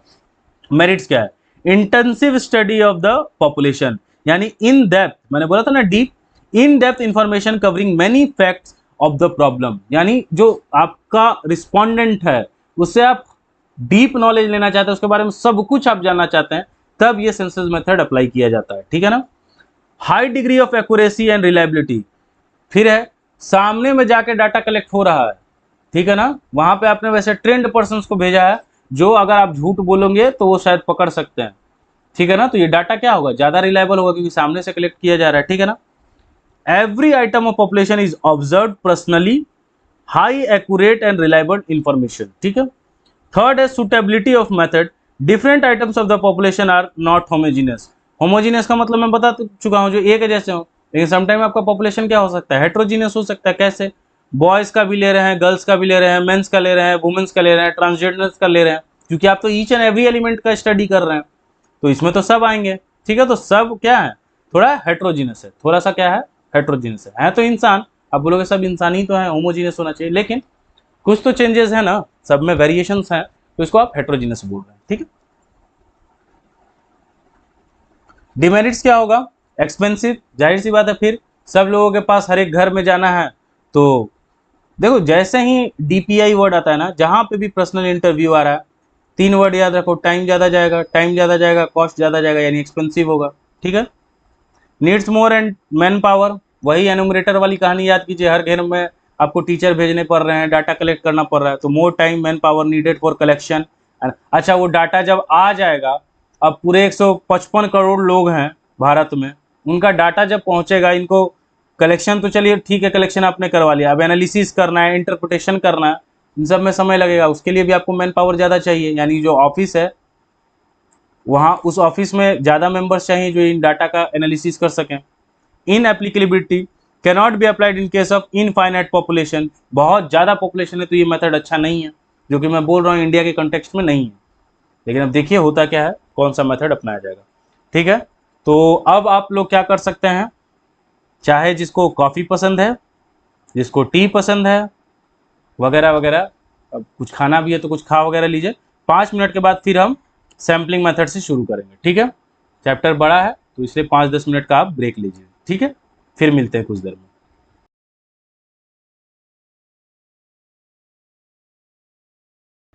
सो हेलो एवरीवन, मुझे लगता है आप लोगों का टी कॉफ़ी ब्रेक ओवर हो गया होगा और आपने स्नैक्स वगैरह ले लिया होगा, ठीक है। या हो सकता है कुछ बच्चे अलग ही टाइम फ्रेम में इस वीडियो को देख रहे होंगे, तो उस टाइम उन्होंने एक नॉर्मल बस ब्रेक लिया होगा, कॉफ़ी वगैरह पिया होगा, ठीक है। सो हमने सेंसस ख़त्म कर लिया।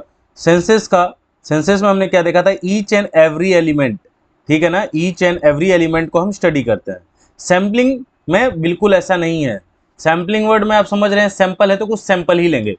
तो देखते हैं, only some representative items of a population are selected and data collected from these items are used for the analysis. Example boiled rice, जैसे आप देखते ही हैं कि जब राइस पक जाता है तो आप क्या करते हैं, थोड़े से चावल उठा के देखते हैं और उसे थोड़ा क्रश करके देखते हैं, क्रश हो गया यानी पका है, ठीक है। तो इसका मतलब यह नहीं है कि आप सारे चावल को, ईच एंड एवरी एलिमेंट को क्या करेंगे, चेक करके देखेंगे कि पका है कि नहीं पका है। या फिर आपके ब्लड सैंपल, कोई डिजीज के बारे में पता करना है या हेमोग्लोबिन पता करना है, तो थोड़े से सैंपल लिया जाता है, पूरे बॉडी का ब्लड नहीं लिया जाता है, ठीक है। अब देखते हैं factors affecting size of sample, क्या क्या ऐसे फैक्टर होते हैं जो सैंपल के साइज को अफेक्ट करते हैं। तो फर्स्ट है साइज ऑफ पॉपुलेशन, यानी लार्ज पॉपुलेशन रहेगा, लार्ज पॉपुलेशन रहेगा तो आपको सैंपल साइज क्या लेना चाहिए, ज्यादा लेना चाहिए। वही अगर स्मॉल पॉपुलेशन है तो सैंपल साइज अब कम भी लोगे तो चलेगा, वाइस वर्सा लिखा हुआ है। डिग्री ऑफ एक्यूरेसी डिजायर्ड, तो अगर आपको एक्यूरेसी ज्यादा चाहिए, है ना, एक्यूरेसी ज्यादा चाहिए तो आपको सैंपल का साइज क्या रखना होगा, ज्यादा रखना होगा। एक्यूरेसी कम चाहिए तो सीधी सी बात है, सैंपल का साइज अगर आप कम भी लोगे तो काम आपका चल जाना है। होम्योजेनिटी एंड हेट्रोजेनिटी, होमोजीनियस यानी एक जैसी पॉपुलेशन है, एक जैसी पॉपुलेशन है तो सैंपल की जरूरत कम पड़ेगी। हेट्रोजीनियस है यानी पॉपुलेशन जो है, जो आपका पॉपुलेशन आपने सिलेक्ट किया है वो हेट्रोजीनस है, एक दूसरे से बिल्कुल डिफरेंट है, तो आपको सैंपल्स की ज्यादा जरूरत पड़ेगी क्योंकि कंपैरिजन करना है आपको, ठीक है, तो सैंपल ज्यादा लगेगा हेट्रोजीनस में। नेचर ऑफ स्टडी, अब इंटेंसिव स्टडी करना है, याद रखिएगा सेंसेस में भी हम क्या करते थे, इंटेंसिव स्टडी करते थे, ठीक है, तो इंटेंसिव और कंटिन्यूअस स्टडी करना है तो आप क्या कर रहे हैं, सैंपल को कम ले रहे हैं, और अनरिपीटेड एंड एक्सटेंसिव स्टडी करना है तो सैंपल को ज्यादा ले रहे हैं। नेक्स्ट है respondents nature, large number of respondents will not cooperate, ठीक है ना, जैसे आपको लग रहा है कि आप स्टडी रिलेटेड डाटा ले रहे हैं, क्या ले रहे हैं, स्टडी रिलेटेड डाटा ले रहे हैं, स्टडी रिलेटेड जब डाटा ले रहे हैं किसी एक एरिया में आप ले रहे हैं, ठीक है, स्टडी रिलेटेड डाटा, तो अब यहां पे क्या होगा ना, बहुत लोग जो रिस्पोंडेंट है यानी जो आपको इंफॉर्मेशन दे रहे हैं, अब अगर वो इलिटरेट होंगे तो वो आपको कॉपरेट नहीं करेंगे, वो हो सकता है डाटा गलत बताएंगे, इसलिए आपको सैंपल्स ज्यादा लेने होंगे। वही अगर आप स्टडी रिलेटेड ले रहे हैं, एजुकेटेड, अगर एरिया में ज्यादा लोग एजुकेटेड है तो आप कम सैंपल भी लीजिएगा तो आपका काम हो जाएगा, ठीक है, ये ध्यान देना। यहां मुझे कुछ अजीब लग रहा है, यहाँ पे सैंपल साइज ज्यादा होना चाहिए, ठीक है ना, इंटेंसिव कंटिन्यूअस स्टडी में इंटेंसिव कर रहे हैं, डीप स्टडी कर रहे हैं तो हमें सैंपल्स की जरूरत ज्यादा पड़ेगी, अनरिपीटेड है और एक्सटेंसिव है यानी ऊपरी ऊपरी है तो यहाँ सैंपल कम होना चाहिए, शायद मैंने एरो गलत दे दिया था, ठीक है, ध्यान दीजिएगा। नेक्स्ट है मेरिट्स, यानी सैंपलिंग के मेरिट्स क्या क्या है, तो फर्स्ट क्या, इकोनॉमिकल, सीधी सी बात है, उसमें आप ईच एंड एवरी एलिमेंट को स्टडी कर रहे हैं तो बहुत लोगों से जाके मिलना पड़ेगा तो आपको कॉस्ट ज्यादा लगेगा। यहाँ पे क्या है, कुछ सैंपल्स ही लेने हैं, यानी अगर पॉपुलेशन 100 की है और उसमें से आप 10 लोग को स्टडी कर रहे हैं तो वो आपके लिए क्या है, सस्ता है, चीप है, ठीक है ना। Greater speed, only representative units are approach, smaller volume of data serves time not only in collecting but also in processing, editing, analysing, यानी मैं समझा रहा हूँ, जैसे होता क्या है कि मान लो 100 लोगों का डाटा था तो सेंसस में हम 100 लोगों का स्टडी कर रहे हैं, पहले तो डाटा कलेक्शन करेंगे ना, फिर इसका जो मीन, मोड, मीडियन यानी प्रेजेंटेशन ऑफ डाटा है, ऑर्गेनाइजेशन ऑफ डाटा है, तो ये सब काम करने में भी आपको टाइम ज्यादा लगेगा क्योंकि डाटा लंबा है, 100 का है वही, लेकिन आप 100 पॉपुलेशन है, 10 का सैंपल ले रहे हो तो इसको कलेक्ट करने का टाइम तो कम लगा, और इसका जो प्रोसेसिंग होगा या जो और सारे चीजें हैं, एडिटिंग है, एनालाइजिंग है, ये भी करने में आपको क्या लगेगा, समय कम लगेगा, ठीक है। Greater accuracy, sampling conducted scientifically and carefully it gives more accuracy as compare to census procedure, अगर जो भी इसका प्रोसीजर है सही तरीके से, जो साइंटिफिक तरीका है, अगर उस तरीके से आप सैंपल कलेक्ट करते हैं ना तो ये बहुत मायनों में सेंसस से भी क्या होता है, अच्छा रिजल्ट प्रोवाइड करता है, एक्यूरेसी प्रोवाइड करता है। एडमिनिस्ट्रेटिव कन्वीनियंस, देख रहे हैं जैसे सैंपल में, ब्लड सैंपल का ही देख लीजिए, ये बॉइल्ड राइस का एग्जांपल है, अब उसमें बोलेंगे कि नहीं चावल टच करके मैं देखा हूं लेकिन बाद बाकी जो चावल होंगे वो पके नहीं होंगे, हेमियोग्लोबिन ब्लड के सैंपल में कम दिखा रहा है लेकिन पूरे बॉडी में जो ब्लड है वहां हेमियोग्लोबिन ज्यादा होगा, तो साइंटिफिक सही तरीके से अगर हम इसका यूज करेंगे तो सेंसस से भी अच्छा रिजल्ट ये देता है बहुत सारे मायनों में। एडमिनिस्ट्रेटिव कन्वीनियंस, अब उसके लिए जो सेंसस है उसके लिए आपको याद है कीजिए ऑर्गेनाइजेशन सेटअप करना पड़ रहा था, इसके लिए ऑर्गेनाइजेशन सेटअप करने की कोई जरूरत नहीं है। Scale of operation remains at low level, यानी जो ऑपरेशनल एक्टिविटी है ना उसको, उसके लिए एक छोटा सा एरिया भी काफी होगा। नेक्स्ट है scientific approach, sample investigation more scientific than census, तो ये क्योंकि देखो हर कोई स्टडी करना का मतलब हो गया, ये थोड़ा पुराना मेथड हो गया, ट्रेडिशनल हो गया, ठीक है ना, ईच एंड एवरी एलिमेंट को स्टडी करना आसान नहीं होता है, बहुत मैन पावर, बहुत कॉस्ट, बहुत टाइम जाता है, एक्सपेंसिव होता है, लेकिन सैंपल इन्वेस्टिगेशन ऐसा नहीं है। Detailed inquiry, number of units and area of study are small, ठीक है, तो number of units and area of study are small, जहां पे क्या है यूनिट्स कम है आपके या स्टडी एरिया जो है वो आपका कम है तो वहां पे आपके लिए सबसे अच्छा है sample. It is possible to collect detail and in depth, अगर एरिया छोटा है, पॉपुलेशन आपकी छोटी है तो वहां आप सैंपलिंग यूज कर सकते हैं, और इसका भी अगर मैं बोल रहा हूँ 100 ही लोग हैं, 100 में आप 10 का डाटा ले रहे हैं तो 10 का डाटा हम डिटेल में ले सकते हैं क्योंकि हमारे पास बहुत टाइम है, 10 लोगों का डाटा लेने में हमें समय ज्यादा लगेगा नहीं, तो हम इन डेप्थ नॉलेज भी ले सकते हैं, इंफॉर्मेशन ले सकते हैं, ठीक है। नेक्स्ट है डिमेरिट्स, फर्स्ट डिमेरिट क्या है, डिफिकल्ट टू अचीव 100% एक्यूरेसी, 100% यानी 100% एक्यूरेसी यहां नहीं मिलेगी। Results based on sample taken from the whole sample, यानी कि आपने पूरे पॉपुलेशन से बस एक सैंपल लिया है तो जरूरी नहीं है कि ये 100% आपको रिजल्ट दे। सेकंड है lack of representative of the sample, very difficult to obtain a sample which is true representative of all the characteristics. अब इसे मान लीजिए एग्जाम्पल है ये। यहाँ पे 100 लोग थे, रुक जाइए मैं इधर बना दे रहा हूँ। 100 की पॉपुलेशन है, इसमें से हम डाटा ले रहे हैं 10 का, ठीक है, और हम डाटा ले रहे हैं कि कितने बच्चे इंटेलिजेंट है, लेवल ऑफ इंटेलिजेंसी क्या है।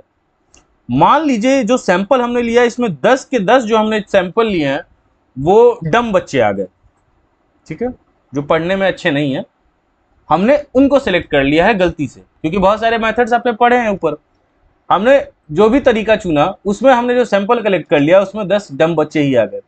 अब तो आप डाटा को स्टडी करिएगा और बोलिएगा कि पूरी पॉपुलेशन डम है, जबकि रियली में ऐसा नहीं है। यानी बहुत सारे, मान के चलिए इसमें 40 बच्चे ऐसे थे जो डम नहीं थे, बहुत इंटेलिजेंट थे, और उन 40 में से कोई भी यहाँ सेलेक्ट होके नहीं आया। जब मान लीजिए आप 20 सैंपल ले रहे हैं तब भी कोई नहीं आया, तो आपका डाटा तो गलत निकलेगा ना, ये होता है, ठीक है। यानी हमें सैंपल में एटलीस्ट वो जरूर चाहिए जो इसका ट्रू रिप्रेजेंटेटिव हो, ठीक है ना। यानी हम इंटेलिजेंस की बात कर रहे हैं तो इंटेलिजेंस का सैंपल जरूर हमारे पास आना चाहिए, तभी डाटा सही शो करेगा। नहीं तो यहाँ 20 के 20 डम स्टूडेंट आ गए और 40 जो थे हमारे इंटेलिजेंट थे, 40 20 60 हो गया, 40 मान लीजिए एवरेज स्टूडेंट थे, तो हमारे पास सही डाटा ही नहीं आया, ठीक है। नेक्स्ट है bias in the selection of sample. पढ़ेंगे बायसनेस कहाँ होती है, टाइप्स, जब हम यहाँ देख लीजिए टाइप्स है, टाइप्स में पढ़ेंगे। सो बायसनेस होगा तो जाहिर सी बात है कि जो सैंपल के रिजल्ट्स आएंगे वो सही नहीं आएंगे। यानी आप जब सेलेक्ट कर रहे हैं, जो 20 लोग मैं चुन रहा हूं, अगर इसमें मेरा बायसनेस होगा तो रिजल्ट्स सही नहीं आएंगे। लैक ऑफ स्पेसिफिक और specialised knowledge. Sampling technology required particular level of specialised knowledge. Sample को सही तरीके से चूज करने के लिए आपके पास स्पेशलाइज्ड नॉलेज होना चाहिए, प्रॉपर ट्रेनिंग होनी चाहिए, आपको जानना होगा कि पॉपुलेशन का ट्रू रिप्रेजेंटेटिव क्या है, हमारा पर्पस क्या है डाटा कलेक्शन का, तो उस हिसाब से हमें सैंपल सेलेक्ट करने होंगे। कौन से उसके हिसाब से मेथड होगा, मतलब कलेक्शन करने का जो तरीका होगा वो कौन सा होगा, जिसके लिए स्पेशलाइज्ड नॉलेज आपके पास होना चाहिए। Not possible in case of heterogeneous population, sample में not correctly reflect the characteristics. अब मान लीजिए पॉपुलेशन हेट्रोजीनियस है, मान लीजिए मेंस का भी डाटा ले रहे हैं, वुमेन्स का भी ले रहे हैं, ट्रांसजेंडर्स का भी आप ले रहे हैं, तो इसका डाटा आप 10 ही ले रहे हैं, इसका डाटा 5 ही ले रहे हैं और इसका 20 ले रहे हैं, जबकि इनकी पॉपुलेशन कम है। तो मैं बोल रहा हूं कि आपको कहीं ना कहीं सही, हेट्रोजीनियस के केस में हमने ऑलरेडी पढ़ा है ऊपर में कि हेट्रोजीनियस जब भी हो तो आपको क्या लेना चाहिए, सैंपल्स ज़्यादा से ज़्यादा लेना चाहिए, क्योंकि वो हेट्रोजीनियस है, होमोजीनियस नहीं है कि सब एक जैसे हैं, कम सैंपल भी लोगे तो काम चल जाएगा। हेट्रोजीनियस है तो आपको पहली बात है सैंपल ज़्यादा लेने चाहिए, और उसमें भी वो सैंपल्स जरूर लेने चाहिए जो उस पॉपुलेशन को, यानी जैसे मैं यहाँ पे हेट्रोजीनियस लिया हूँ, मैन है वुमेन, यानी जो मैं ये 5 ले रहा हूँ तो ये वुमेन्स के कैरेक्टरिस्टिक्स को सही तरीके से शो करता हो, ट्रू रिप्रेजेंटेटिव हो, तभी डाटा क्या मिलेगा, आपको सही मिलेगा, रिजल्ट सही मिलेंगे, ठीक है। नेक्स्ट आते हैं हम टाइप्स ऑफ सैंपलिंग। अब मैंने अगेन बता दिया है क्वेश्चन सेंसेस से ही आता है, अगर सैंपलिंग से क्वेश्चन आता है तो बहुत ज्यादा चांसेस होते हैं कोटा, स्ट्रैटिफाइड रैंडम, ये 2 क्वेश्चंस, और क्लस्टर, ठीक है, ये 3 पढ़ के जाइएगा जरूर से जरूर, ठीक है। चलिए फर्स्ट चलते हैं। अच्छा पहले देख लीजिए कैटेगराइजेशन कैसा है, और इसको मैं कुछ कुछ यहीं पे समझा दे रहा हूँ, आगे भी समझेगा लेकिन यहीं पे शॉर्ट में समझ लेता है। टाइप्स ऑफ सैंपलिंग में पहला है रैंडम सैंपलिंग। रैंडम यानी अचानक, यानी सिलेक्शन करने के पहले कुछ सोचना नहीं, यहाँ नॉन रैंडम है, ठीक है। नॉन रैंडम है यानी सीधी सी बात है, हम कुछ सोच के ही सिलेक्ट करेंगे, ठीक है। अब रैंडम में भी हो गया सिंपल और रेस्ट्रिक्टेड। सिंपल का मतलब हो गया कि अचानक ले रहे हो, नॉर्मल तरीके से ले रहे हो डाटा, आप अचानक से किसी को भी चुन ले रहे हो। रेस्ट्रिक्टेड है यानी कुछ ना कुछ रेस्ट्रिक्शंस हैं चुनने में, क्या है, कुछ ना कुछ रेस्ट्रिक्शंस है, वो क्या है, उसके हिसाब से फिर इसको 4 में डिवाइड किया गया। और यहाँ क्या है, नॉन रैंडम है, यानी कहीं ना कहीं बायसनेस होगा चुनने में, तो फिर इसके बेसिस पे 3 डिवीजन है आपका, जजमेंट, कोटा और कन्वीनियंस, ठीक है। चलिए समझते हैं, पहला क्या है, सिंपल रैंडम सैंपलिंग।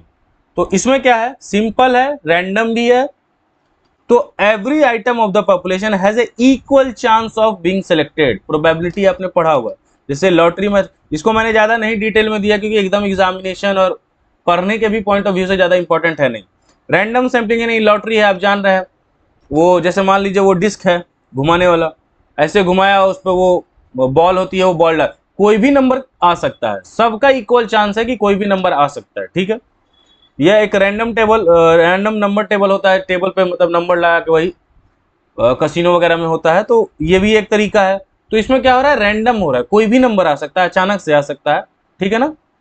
दूसरा आ जाता है टाइप हमारा, तो सिंपल जो रैंडम सैंपलिंग है, इसमें ये दो मेथड होते हैं, ठीक है ना। सेकेंड है आपका restricted random sampling. When population is heterogeneous then restricted random sampling is useful.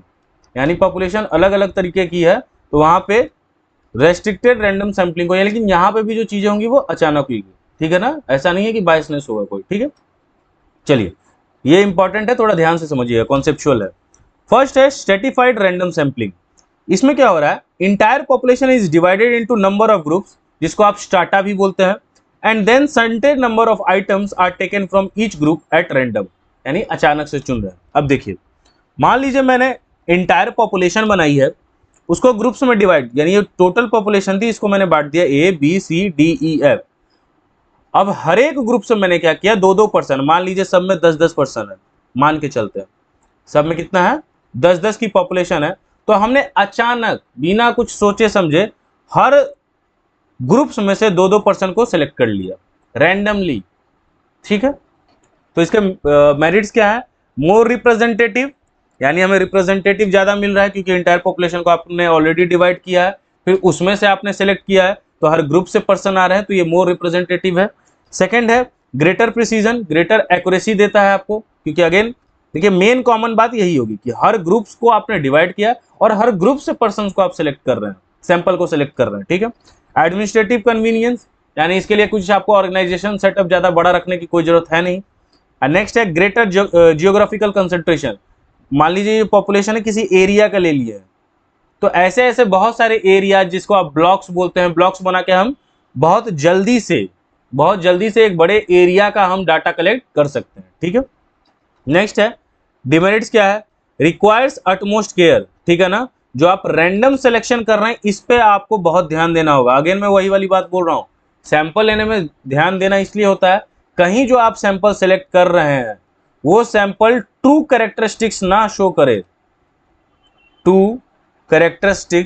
Show करे पॉपुलेशन का, तो दिक्कत हो जाएगी, रिजल्ट्स प्रॉपर नहीं आएंगे, ठीक है ना। सेकंड है difference to determine size of strata. जैसे मैंने यहाँ पे स्ट्राटा को कितने कितने में रखा, 10-10 का रखा, तो कितना रखना होगा ये डिसाइड करना थोड़ा प्रॉब्लमेटिक होता है, ठीक है। नेक्स्ट है मोर एक्सपेंसिव, ठीक है ना। एक्सपेंसिव खर्चा कहाँ हो रहा है, ये जो प्रॉपर ग्रुप्स में आप डिवाइड कर रहे हैं। देखिए आपको यहाँ पे स्क्रीन पे छोटा लग रहा है, मैंने क्योंकि स्ट्राटा छोटा लिया है आपको समझाने के लिए, ये 100 का भी तो बन सकता है। अब 100 में डिवाइड करना, अच्छा 100 जो डिवाइड किया है आपने कुछ सोच समझ कर डिवाइड किया है, ग्रुप्स को तो आपने सोच समझ के ना डिवाइड किया, सेलेक्ट करने के टाइम पे आप रैंडम सेलेक्ट कर रहे हैं, लेकिन ग्रुप्स को तो सही तरीके से आपने डिवाइड किया है पूरे पॉपुलेशन को, तो इसमें तो टाइम लगेगा, एक्सपेंसिव है ये, क्योंकि उन 100 लोगों के बारे में आपको पता होना चाहिए ना, तब तो ग्रुप्स में रखोगे, तो वो एक्सपेंसिव है, ठीक है। नेक्स्ट है systemic sample. Out of complete list of available population the sample is selected by taking every nth item. यानी कि मैं क्या बोल रहा हूं, मान लीजिए कैसे आपके क्लास में होता है, जैसे रोल नंबर 1 2 3 4 5 6 7, ये रोल नंबर है, 9 10, मैंने क्या बोल दिया, हर जो 2th आइटम है, ठीक है, हर जो 2th आइटम है उसको सेलेक्ट करना है। तो रोल नंबर 2 पे जो होगा वो भी सिलेक्ट हो गया, रोल नंबर 4 पे जो है वो भी सिलेक्ट हो गया, रोल नंबर 6 पे जो है वो सिलेक्ट हो गया, 7 के बाद 8 है, रोल नंबर 8 पे जो है वो सिलेक्ट हो गया, रोल नंबर 10 पे जो है वो सिलेक्ट हो गया, ठीक है। तो ऐसे करके क्या हो गया, जितने भी 2th आइटम पे लोग हैं वो सब क्या हो गए, सेलेक्ट हो गए। तो क्या है मेरिट्स इसके, सिंपल और कन्वीनियंट, बहुत ईजी है, बस आपको लिस्ट प्रिपेयर करने में जो मेहनत लगेगा उसके बाद ये प्रोसेस करने में आपको काफी ईजी लगेगा, जो और ये आपको खुद सोचना है कि कौन से आइटम को सेकंड होगा कि थर्ड होगा, उसको कौन सा को सेलेक्ट करना है, ये आपको सोचने में, मतलब इसको प्रोसेस करने में बड़ा कम समय लगेगा, ठीक है। नेक्स्ट है लेस टाइम कंज्यूमिंग। इस काम को, इस प्रोसेस को, देखिए मैं इसलिए बोल रहा हूँ, लिस्ट को बनाने में जो समय लग जाए आपको, ये प्रोसेस करने में आपको समय बहुत कम लगने वाला है, तो टाइम कंज्यूमिंग कम है। थर्ड है सेटिस्फैक्टरी रिजल्ट, क्योंकि ये रैंडम हो रहा है, कोई बायसनेस नहीं, आपको पता नहीं रोल नंबर 2 पे कौन है, रोल नंबर 3 पे कौन सा है, और आपने सिलेक्ट कर लिया, ठीक है, तो सेटिस्फैक्टरी रिजल्ट देता है, ठीक है। नेक्स्ट है डिमेरिट्स क्या है, bias result in case of periodic features, यानी कि ये पीरियोडिक आपको पता है, जैसे मान लीजिए मैं हूं एक इन्वेस्टिगेटर, एक और इन्वेस्टिगेटर है, मैंने इनको बोला कि सर आप लिस्ट प्रिपेयर कर दो, ये प्रोसेस मैं कर दूंगा। अब ये जब लिस्ट प्रिपेयर कर रहे हैं और मैंने बोला कि हर सेकंड आइटम को हम लेंगे, अब इन्होंने जानबूझ के लिस्ट जब प्रिपेयर किया है ना, तो उस लिस्ट में जानबूझ के जो 2th आइटम पे आ रहा है वो इनका खुद का कोई पर्सन है, जान पहचान का पर्सन है या कुछ भी ऐसा है, तो वो क्या कर रहे हैं, ये हर 2th आइटम पे कुछ अपना आदमी को फिट कर देना है, ऐसा कुछ। तो अब इससे होगा क्या, रिजल्ट्स तो प्रॉपर नहीं आएंगे, क्योंकि बायसनेस आ गया, डाटा में क्या गया, बायसनेस आ गया। सेकंड क्या है, possible only when the complete list is available, जब तक आपके पास कंप्लीट लिस्ट होगा नहीं तब तक ये सेकंड आइटम जो आप चुन रहे थे वो चुनेंगे कैसे। नेक्स्ट है आपका क्लस्टर सैंपलिंग। क्लस्टर, अब जैसे मैं केवी से पास आउट हूं, ठीक है, तो केवीज वगैरह में क्लस्टर गेम्स होते हैं। पहले आपको, मतलब सारे गेम्स में नहीं, पहले होता था, बहुत सारे ऐसे गेम्स हुआ करते थे जिसमें पहले क्लस्टर आपको खेलना होता था, क्लस्टर के बाद आप रीजनल खेलते थे, तब नेशनल, तब SGFI, ठीक है, तो ऐसे करके पूरा सिस्टम चलता था, ठीक है। तो अगर जिनको पता है कि क्लस्टर यहाँ जो गेम्स में होते हैं, तो सेम यहाँ पे भी क्लस्टर का मीनिंग वही है। क्लस्टर सैंपलिंग क्या है, population is divided into some recognizable subdivisions known as cluster, a given number of clusters are chosen at random and all the items covered by the selected clusters are included in the sample। अब जैसे मान लीजिए बिहार है, बिहार को मैंने 15 clusters में बांट दिया, ठीक है, और अब इस 15 क्लस्टर्स में से 2 क्लस्टर्स को मैंने एट रैंडम चुना है, अचानक, ठीक है। अब ये जो 2 क्लस्टर को हमने अचानक चुन लिया है, अब हम उसको स्टडी करेंगे, ठीक है, उसमें जितने भी विलेजेस हैं उसको हम कवर करेंगे। क्लस्टर का मतलब हो जाता है कुछ जो आपके साइड के एरियाज के, मतलब 2-4 गांव बोल दीजिए, 10 गांव को बोल के आप एक क्लस्टर बोल देते हैं, ठीक है। The number of sampling units in each cluster should B approx same, यानी कि जो सैंपलिंग यूनिट्स होना चाहिए, ठीक है ना, वो क्या होना चाहिए, लगभग सारे क्लस्टर्स में बराबर होना चाहिए। जो यहाँ 15 क्लस्टर लिया हो, तो ऐसा ना हो कि किसी क्लस्टर की जो पॉपुलेशन है वो 1 लाख हो और किसी क्लस्टर की जो पॉपुलेशन है वो 10 लाख हो। क्लस्टर्स जो आप डिवाइड कर रहे हैं तो उसमें लगभग अप्रॉक्स में बात हो रही है, कि क्लस्टर बड़ा एरिया होता है तो लगभग अप्रॉक्स सेम पॉपुलेशन होनी चाहिए, ठीक है। Cluster should be as small as possible consistent with the cost and limitations of survey. तो कॉस्ट के हिसाब से देखा जाए, क्लस्टर्स आप ज़्यादा बड़ा, देखिए हो सकता है आप जो सर्वे कर रहे हैं, आप जो सैंपल कलेक्ट कर रहे हैं, या जो आप डाटा प्रोवाइड करने वाले हैं, उसके लिए पॉपुलेशन ज़्यादा की नीड हो, लेकिन कोशिश आपको यही करना है कि क्लस्टर्स में जो पॉपुलेशन, जो क्लस्टर आप बना रहे हैं उसकी पॉपुलेशन कम हो, ठीक है। नेक्स्ट चलते हैं, अब क्लस्टर का जो बड़ा भाई है वो मल्टी स्टेज, यानी सेम ही कॉन्सेप्ट है, ठीक है, लेकिन थोड़ा बड़े लेवल पे चलते हैं, समझते हैं इसको। Multi stage sampling, extension of cluster sample which is carried out in multiple stages. अब मैंने लिख दिया 1 2 3 4। अब जैसे क्या हुआ, आपने क्या कर दिया, टोटल यूनिवर्स या कोई पॉपुलेशन है, या मान लीजिए बिहारी है, पूरे बिहार को आपने बांट दिया 500 क्लस्टर्स में। अब उसमें से क्या किया आपने, रैंडमली 250 क्लस्टर्स को चुना, फिर उस 250 में से मान लीजिए 125 क्लस्टर्स को चुना। अब जहां तक चाहे आप 4 5 6 तक भी जा सकते हैं, और फिर जो लास्ट में बचेगा उसकी आप स्टडी करेंगे, जो लास्ट में क्लस्टर बच गया उसकी क्या करेंगे, आप स्टडी करेंगे। तो ये मल्टीपल स्टेज में होते रहता है, क्लस्टर का बड़ा भाई है, ठीक है ना, बस ऐसे समझना। अब आते हैं non random sampling. The selection of a sample depends on the judgement of the investigator rather than chance, ठीक है। अब इस चीज को समझिए और ट्रिक बता रहा हूं। नॉन रैंडम है, यानी अचानक हम नहीं चुन रहे हैं, तो अचानक जब हम नहीं चुन रहे हैं तो कुछ सोच के चुन रहे होंगे, है ना। अब हम अपना माइंड अप्लाई कर रहे हैं, या कुछ भी अप्लाई करके अब इस चीज को चूज कर रहे हैं, और जैसे ही माइंड और ये सारी चीजों को देख के हम चूज करेंगे तो यहाँ पे क्या आ जाएगा, पर्सनल बायस, ठीक है, ये याद रखिएगा। आपके लिए एग्जाम में 1 पॉइंट डिमेरिट्स का तो हमेशा आपको याद ही हो जाएगा कि आप सोच के जैसे ही चुन रहे हैं तो पर्सनल बायस तो आना जरूरी है, ठीक है। चलिए, फर्स्ट क्या है, जजमेंट सैंपलिंग।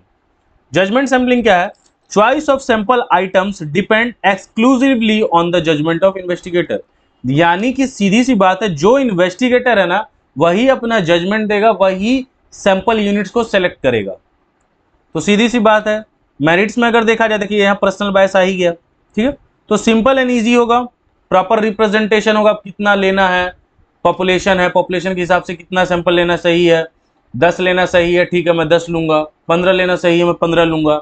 हेट्रोजीनियस पॉपुलेशन है तो मैं डिफरेंट, जो हेट्रोजीनियस है तो 2 डिफरेंट होंगे, 2 हो सकते हैं, 3 हो सकते हैं, उन सबसे मैं 10-10 ले लूंगा। तो ये सब किस पर डिपेंड कर रहा है, जजमेंट ऑफ इन्वेस्टिगेटर पे। अवॉइड इररिलेवेंट आइटम्स, यानी कुछ इररिलेवेंट है, प्रॉपर नहीं है, उसकी जरूरत नहीं है, तो उसको मैं क्या कर सकता हूं, एक्सक्लूड कर सकता हूं, क्योंकि सब कुछ किस पे बेस्ड है, इन्वेस्टिगेटर के जजमेंट पे बेस्ड है, ठीक है। लेकिन डिमेरिट्स में क्या होगा, पर्सनल बायस हो सकता है कि आप चीज़ों को सेलेक्ट कर रहे हैं तो उसमें आपका कुछ पर्सनल बायस आएगा कि हाँ भाई मैं इन लोगों को चुन रहा हूँ ड्यू टू दिस रीज़न, तो यहाँ पर्सनल बायस आ गया। सेकंड है एरर ऑफ जजमेंट, क्योंकि आप पर्सनल बायस कर रहे हैं तो आपके जजमेंट में प्रॉब्लम आ सकती है, या फिर ऐसा भी हो सकता है कि आपने जो अपने थिंकिंग ऑर्डर से जो जजमेंट दिए हैं उसमें वो गलत हो सकता है, ठीक है। थर्ड है not an objective method, objective method नहीं है, क्यों, क्योंकि सब कुछ बेस कर रहा है किस पे, इन्वेस्टिगेटर के माइंड पे, ठीक है ना। तो ये एक ऑब्जेक्टिव मेथड नहीं है, क्योंकि सब रिलाई कर रहा है उनके जजमेंट पे। नेक्स्ट है quota sampling, the items of the population are subdivided into various groups and then a quota number of items to be selected from each subgroup is fixed. ये बहुत important बात है, fixed, ठीक है ना, ये ध्यान रखना। But within the given quota the selection of sample units depends upon the personal judgement of investigator, यानी पहले अपने पॉपुलेशन को क्या किया, डिवाइड कर दिया ग्रुप्स में, और ये जो है ये फिक्स्ड रहेगा, यानी हर ग्रुप से आपने कितना चुना है, 10 लोगों को चुना है, ठीक है। अब इसमें से जो इन्वेस्टिगेटर, यानी ये 10 जो मान लीजिए 1 2 3 4 4 ग्रुप है, सबसे आपने 10-10 चुना है, और इसमें से एक एक पर्सन को चुनना है, तो ये जो एक एक चुनेगा वो कौन चुनेगा, इन्वेस्टिगेटर चुनेगा, और ये उसका जजमेंट होगा वो कैसे चुन रहा है, ठीक है। चलिए, तो रिलायबल रिजल्ट्स हैं, इकोनॉमिकल है यानी चीप एंड बेस्ट है, टाइम भी कम लगेगा, ठीक है। डिमेरिट्स क्या है, पर्सनल बायस होगा, कैसे वो जजमेंट दे रहा है, क्यों उसी पर्सन को सिलेक्ट कर रहा है, ये सब उसके जजमेंट पे रिलाई करता है, तो पर्सनल बायस हो सकता है। Not possible to estimate sample error, इसमें सैंपल एरर का पता लगाना, क्योंकि ये जो प्रोसेस है आप ऊपर भी पढ़ क्या है, ये जो डिवाइड स्ट्राटा वाला हम लोग पढ़े, क्लस्टर वाला पढ़े, तो इतना दूर का जो एरिया है ये सेम ही है, सेम ही कॉन्सेप्ट है ऊपर वाले की तरह, ठीक है ना। ये बस यहाँ पे जो आ रहा है ये इन्वेस्टिगेटर अपने तरीके से सिलेक्ट कर रहा है, ठीक है ना। तो सैंपल एरर पता कर पाना थोड़ा प्रॉब्लमेटिक हो जाता है। थर्ड है कन्वीनियंस, जैसा नाम वैसा काम, कन्वीनियंट होना चाहिए किसको, इन्वेस्टिगेटर को, यानी अपने कन्वीनियंस के अकॉर्डिंग वो काम करेगा। Investigator gives special attention to his convenience while selecting sample units. Example के लिए उनको बोला गया कि एवरेज हाइट ऑफ इंडियन हमें निकालना है, इन्वेस्टिगेटर कहाँ है, दिल्ली का है, तो कन्वीनियंस के लिए, कन्वीनियंस सैंपल से उन्होंने क्या किया, दिल्ली स्टेट के ही लोगों का डाटा ले लिया, यानी हाइट्स ले लिया, और बोल दिया कि एवरेज हाइट ऑफ इंडिया, क्योंकि इंडिया के अंदर ही तो दिल्ली है ना, तो दिल्ली का हाइट मतलब अगर हम ले लेते हैं तो वो भी एवरेज हाइट इंडियन का शो कर सकता है। जबकि आप जान रहे हैं इंडिया डाइवर्स कंट्री है, एक तरफ हमारी हाइट बहुत छोटी है, एक तरफ कुछ एरियाज है जहाँ हाइट बहुत लंबी है, एवरेज तो कुछ और ही आएगा। तो आपको दोनों एरियाज के डाटा लेने चाहिए, लेकिन ये अपने कन्वीनियंस के अकॉर्डिंग क्या किए, दिल्ली का ही सिर्फ डाटा ले लिया, तो इसको बोलते हैं कन्वीनियंस सैंपलिंग। मेरिट्स क्या है, इकोनॉमिकल, सस्ता है, कन्वीनियंस के हिसाब से सोचेंगे। सेकंड क्या है, इजी कमांड है, इजी कमांड है मतलब वो जिस एरिया में जाके ये डाटा, जो दिल्ली वाला अगर मैं एग्जांपल बोलूँ कि हाँ मैं दिल्ली के डिफरेंट डिफरेंट एरियाज में जाके, अच्छा इजी कमांड में एक और चीज हो सकता है कि आप मान लीजिए आपको अदर स्टेट का डाटा चाहिए, तो वहां से भी कन्वीनियंट है, आप जाना नहीं चाहेंगे, आप बोलेंगे फोन करके कि आपके पास वहाँ कुछ हाइट्स वगैरह का मेजरमेंट है, डाटा है, वो मुझे भेज दीजिए, यहाँ पे मैं बैठ के कैलकुलेट कर लूंगा। तो 2-3 आसपास के स्टेट्स का भी डाटा आप मंगा के वो काम कर सकते हैं। Suitable for pilot service, pilot service यानी कि कुछ चीजें लॉन्च करनी है आपको, तो उससे पहले ये कन्वीनियंस सैंपलिंग भी किया जाता है, ठीक है ना। नेक्स्ट है डिमेरिट्स, डिमेरिट्स में क्या है, lack of representation, proper representation है, आप देखें ही जैसे दिल्ली का एग्जांपल बस ले लिया गया है एवरेज हाइट निकालने के लिए, तो रिप्रेजेंटेशन प्रॉपर नहीं है। पर्सनल बायस है, पर्सनल बायस है कि उसने सिर्फ दिल्ली को चुना, दिल्ली की हाइट मान के चल रहा हूँ मैं कि ज़्यादा नहीं है, तो आप जो कर रहे हैं पर्सनल बायस कर रहे हैं, आपने दिल्ली ही क्यों चुना, ठीक है। थर्ड है अनसेटिस्फैक्ट्री रिजल्ट, तो रिजल्ट्स जो होंगे वो अनसेटिस्फैक्ट्री ही होंगे, क्योंकि आप सब कुछ जो कर रहे हैं अपने कन्वीनियंस के हिसाब से कर रहे हैं, तो रिजल्ट्स प्रॉपर नहीं होंगे, ठीक है। नेक्स्ट है, तो देखिए ये सब चीज़ों का मैंने थोड़ा बहुत एक्सप्लेनेशन ज़्यादा नहीं दिया है, मतलब डीप नहीं दिया, क्योंकि ये सब ज़्यादा एग्जाम में पूछा नहीं जाता है, ठीक है ना। थ्योरेटिकल है, मेन हमें स्टैट्स में ज़्यादा प्रैक्टिकल पे ध्यान देना है। ये 3 चैप्टर से बस थ्योरी ही आने वाला है, ठीक है। चलते हैं next, sources of secondary data. Source क्या क्या है? सेकेंडरी डाटा यानी second hand data, first hand data को हम बोलते हैं प्राइमरी डाटा। तो फर्स्ट क्या है? पब्लिश सोर्सेज, जैसे कुछ जगह पे पब्लिश सोर्सेज में ही हम ये पढ़ेंगे कि क्या क्या होता है।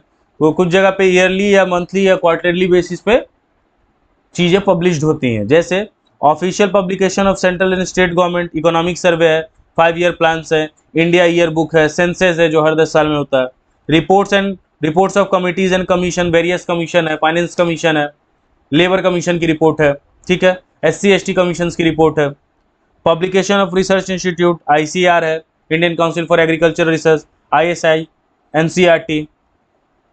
नेक्स्ट है international publication, United Nation Organization, World Health Organization, तो ये सभी अपनी पब्लिकेशंस वगैरह निकालते रहते हैं। Semi government publications, death rate क्या है, बर्थ रेट क्या है, एजुकेशन कैसा है उनके एरियाज में, सैनिटेशन कैसा प्रोवाइड कर रहे हैं वो। अनपब्लिश सोर्सेज क्या होता है? Data collected by someone is not publish and is taken by other persons for the purpose of investigation, क्योंकि उसने जो डाटा कलेक्ट किया है उसको कहीं पब्लिश नहीं किया है। एग्जाम्पल के लिए बहुत सारी एजेंसी ये काम करती है, जैसे मान लीजिए मैं किसी चीज़ पर मैंने डाटा कलेक्ट किया और ये एकदम प्राइमरी डाटा है, ठीक है। अब ये प्राइमरी डाटा मैंने कलेक्ट करके रखा हुआ है, अब किसी ने मुझे फ़ोन किया कि मुझे ऐसा ऐसा डाटा चाहिए, मैंने बोला ठीक है 5,000 रुपये लगेंगे, ये डाटा मैं आपको दे देता हूँ। उसके लिए तो ये सेकेंडरी ही हो जाएगा ना, मैंने यूज़ किया है नहीं किया है वो एक अलग चीज़ है, लेकिन उसके लिए सेकेंडरी हो जाएगा, उसे इस डाटा का काम है, तो इसको मैंने पब्लिश कहीं कराया नहीं है, ठीक है ना, इसको मैंने पब्लिश कराया नहीं है, बस अपने पास रखा है, मैंने एक कॉपी उसको भी भेज दी, ठीक है। तो ऐसा बहुत सारी एजेंसी करती है। Report prepared by the private investigation companies, मैंने बोला ना बहुत सारी एजेंसी करती है, तो ये डाटा वगैरह कलेक्ट करके रखती हैं, ठीक है ना। नेक्स्ट है NSSO, एक ऑर्गेनाइजेशन है, नेशनल सैंपल सर्वे ऑर्गेनाइजेशन, तो इसके बारे में दिया है। कभी कभी क्या होता है एग्जाम में 3 या 5 मार्क्स में ये पूछ लिया जाता है, right A short note about NSSO, ठीक है। तो NSSO was setup in 1950 on the recommendation of national income committee chaired by professor PC Mahalanobis, ठीक है ना, और ये रामानुजम के साथ भी थे, शायद बाहर पढ़ने गए थे, ठीक है। ISI को भी बनाने में इनका हाथ है, ठीक है। It was set up to fill up large gaps in the statistical data for computation of national income निकाला, आप क्लास 12 में पढ़ेंगे कि नेशनल इनकम कैसे निकाला जाता है। National income aggregates specially in respect of unorganised household sectors of the economy, it conducts nationwide surveys, बहुत सारे सर्वेज ये लोग कलेक्ट करते रहते हैं। On socio economic subjects are release through the reports and its quarterly journal Sarvekshana, तो सर्वेक्षणा से बहुत सारे जो सर्वे ये लोग कंडक्ट कराते हैं उसका रिजल्ट्स क्या रहा वो ये लोग पब्लिश वगैरह करते रहते हैं, ठीक है। तो NSSO और भी बहुत सारे काम करता है, लेकिन उतना डिटेलिंग में अभी आपको पढ़ना नहीं है, इतना आपके लिए काफ़ी है, ठीक है। और थोड़ा बहुत एक बार आप रीड कर लेंगे तो अच्छा खासा दिया हुआ है, ठीक है। तो यहाँ पे हमारा चैप्टर एंड हुआ, काफ़ी बड़ा चैप्टर था, ठीक है। तो कोई डाउट हो आपका तो आप मुझे इंस्टाग्राम पे भेजें, नोट्स आपको टेलीग्राम पे मिल जाएगा, कभी कभी मैं भूल जाता हूँ टेलीग्राम पे नोट्स डालना, तो अगर आपको आपके क्लास का नोट्स ना मिले तो एक बार यहाँ कमेंट कर दीजिएगा या मैसेज कर दीजिएगा। पर्सनल ID भी मैंने दे दिया है, वहाँ पे भी आप चाहें तो मुझसे डाउट पूछ सकते हैं, ठीक है, शेयर कर सकते हैं। और देखिए हो सकता है चैप्टर नंबर 4 और 5 मैं शायद ना डालूं, ठीक है। चैप्टर 4 शायद है ऑर्गेनाइजेशन ऑफ डाटा, और ऑर्गेनाइजेशन ऑफ डाटा के बाद है प्रेजेंटेशन ऑफ डाटा। आप बोलोगे तो मैं ये चैप्टर डाल दूंगा, 5th चैप्टर यही है, 4th chapter organisation of data है। मैं कोशिश करूंगा चैप्टर नंबर 6 है, ये दोनों मैं छोड़ दूंगा, अगर आपको नीड है आप कमेंट कर देना, मैं ये पढ़ा भी दूंगा, लेकिन इसमें ज़्यादा जरूरत इसलिए नहीं पड़ती है, इसमें बताया जाता है। देखो मैं थ्योरेटिकल पोर्शन तो ज़्यादा बताना नहीं चाहता, क्योंकि आपके कोई भी एग्जाम में टीचर नहीं देंगे। देखो आपके 2 बुक से बना है, माइक्रो एंड स्टैट से मिल के बना हुआ है पूरा इकोनॉमिक्स, है ना। तो अब जितने भी मार्क्स का आएगा, जैसे मान लीजिए आपके स्कूल में अगर यूनिट टेस्ट 40 मार्क्स का है, तो 20 मार्क्स वो माइक्रो से पूछेंगे, 20 मार्क्स स्टैट से पूछेंगे। एमसीक्यू वो देंगे ही, तो अगर 10 मार्क्स है 40 में, तो 10 ही मार्क्स का आप एमसीक्यू दे सकते हो। तो 5 मार्क्स का एमसीक्यू यहाँ आ गया, 5 मार्क्स का एमसीक्यू यहाँ आ गया। तो स्टैट्स को आप कैलकुलेट करके देखिए, 5 तो एमसीक्यू में ही चले गए। अब बच कितना रहा है, 15 ही मार्क्स बच रहा है। 3 प्रैक्टिकल क्वेश्चन अगर दे देंगे वो, तो उनका काम हो जाएगा। समझ पा रहे हैं आप? या कोई केस स्टडी दे देंगे वो, एनएसएसओ पे बेस करके वो केस स्टडीज दे देंगे। तो इसीलिए मैं बोल रहा हूँ, या फिर ये जो जितने भी आप मेथड्स वगैरह पढ़े हैं उसको बेस करके वो क्या करेंगे, केस स्टडीज दे देंगे। ठीक है ना? तो इसीलिए बहुत ज्यादा स्टैटिस्टिक्स में जरूरत है कि ये जो फर्स्ट 3 चैप्टर हमने पढ़ा है ना, इस पे आप फोकस कीजिए। थ्योरेटिकल पोर्शन से क्वेश्चन आते हैं, 5 मार्क्स 3 मार्क्स सब में आते हैं। लेकिन इसके बाद वाले जितने चैप्टर है, अब ऑर्गेनाइजेशन ऑफ डाटा से ज्यादा कुछ पूछा नहीं जाता है, एमसीक्यू से पूछ लिया जाता है। प्रेजेंटेशन ऑफ डाटा में आपको पाई चार्ट बनाने बोल देंगे या बार ग्राफ से एक क्वेश्चन दे देंगे, और ये भी जब 80 मार्क्स का पेपर होगा तब। लेकिन ज्यादा आपके लिए जरूरी है 6 चैप्टर से, जहां आपको मीन सीखना ही है, मोड सीखना ही है, मीडियन सीखना ही है। फिर आप स्टैंडर्ड डेविएशन हो गया, मीन डेविएशन हो गया, क्वार्टाइल डेविएशन हो गया, है ना? तो ये सारी चीजें आपको बनानी आनी चाहिए। क्वेश्चन इसे 100% रहेगा। ठीक है ना? प्रैक्टिकल क्वेश्चन आना ही आना है। माइक्रो से फिर आपको थ्योरी और ग्राफ्स वगैरह बनाने दे दिया जाएगा। ठीक है? और कल से मैं देखूंगा माइक्रो इकोनॉमिक्स का भी लेक्चर अपलोड करना शुरू करूंगा। ठीक है? सो मन लगा के पढ़ते रहिए। कोई भी डाउट है तो मैं कोशिश करता हूं कि चैप्टर नंबर 6 से शुरू करूं। इन दोनों की आपको जरूरत होगी तो आप बस एक बार कमेंट कर देना, मैं ये दोनों भी डाल दूंगा। ठीक है? लेकिन मैं स्टार्ट सोच रहा हूं कि अब 6 चैप्टर से करूं। ठीक है? सो मन लगा के पढ़िए। कोई भी दिक्कत है, कोई भी डाउट है, आप चाहते हैं कि और भी किसी टॉपिक पे आपको डिस्कशन या कुछ नॉलेज चाहिए, तो आप मुझे कमेंट या मैसेज करके बताइए। ठीक है? सो बाय, फिर मिलते हैं।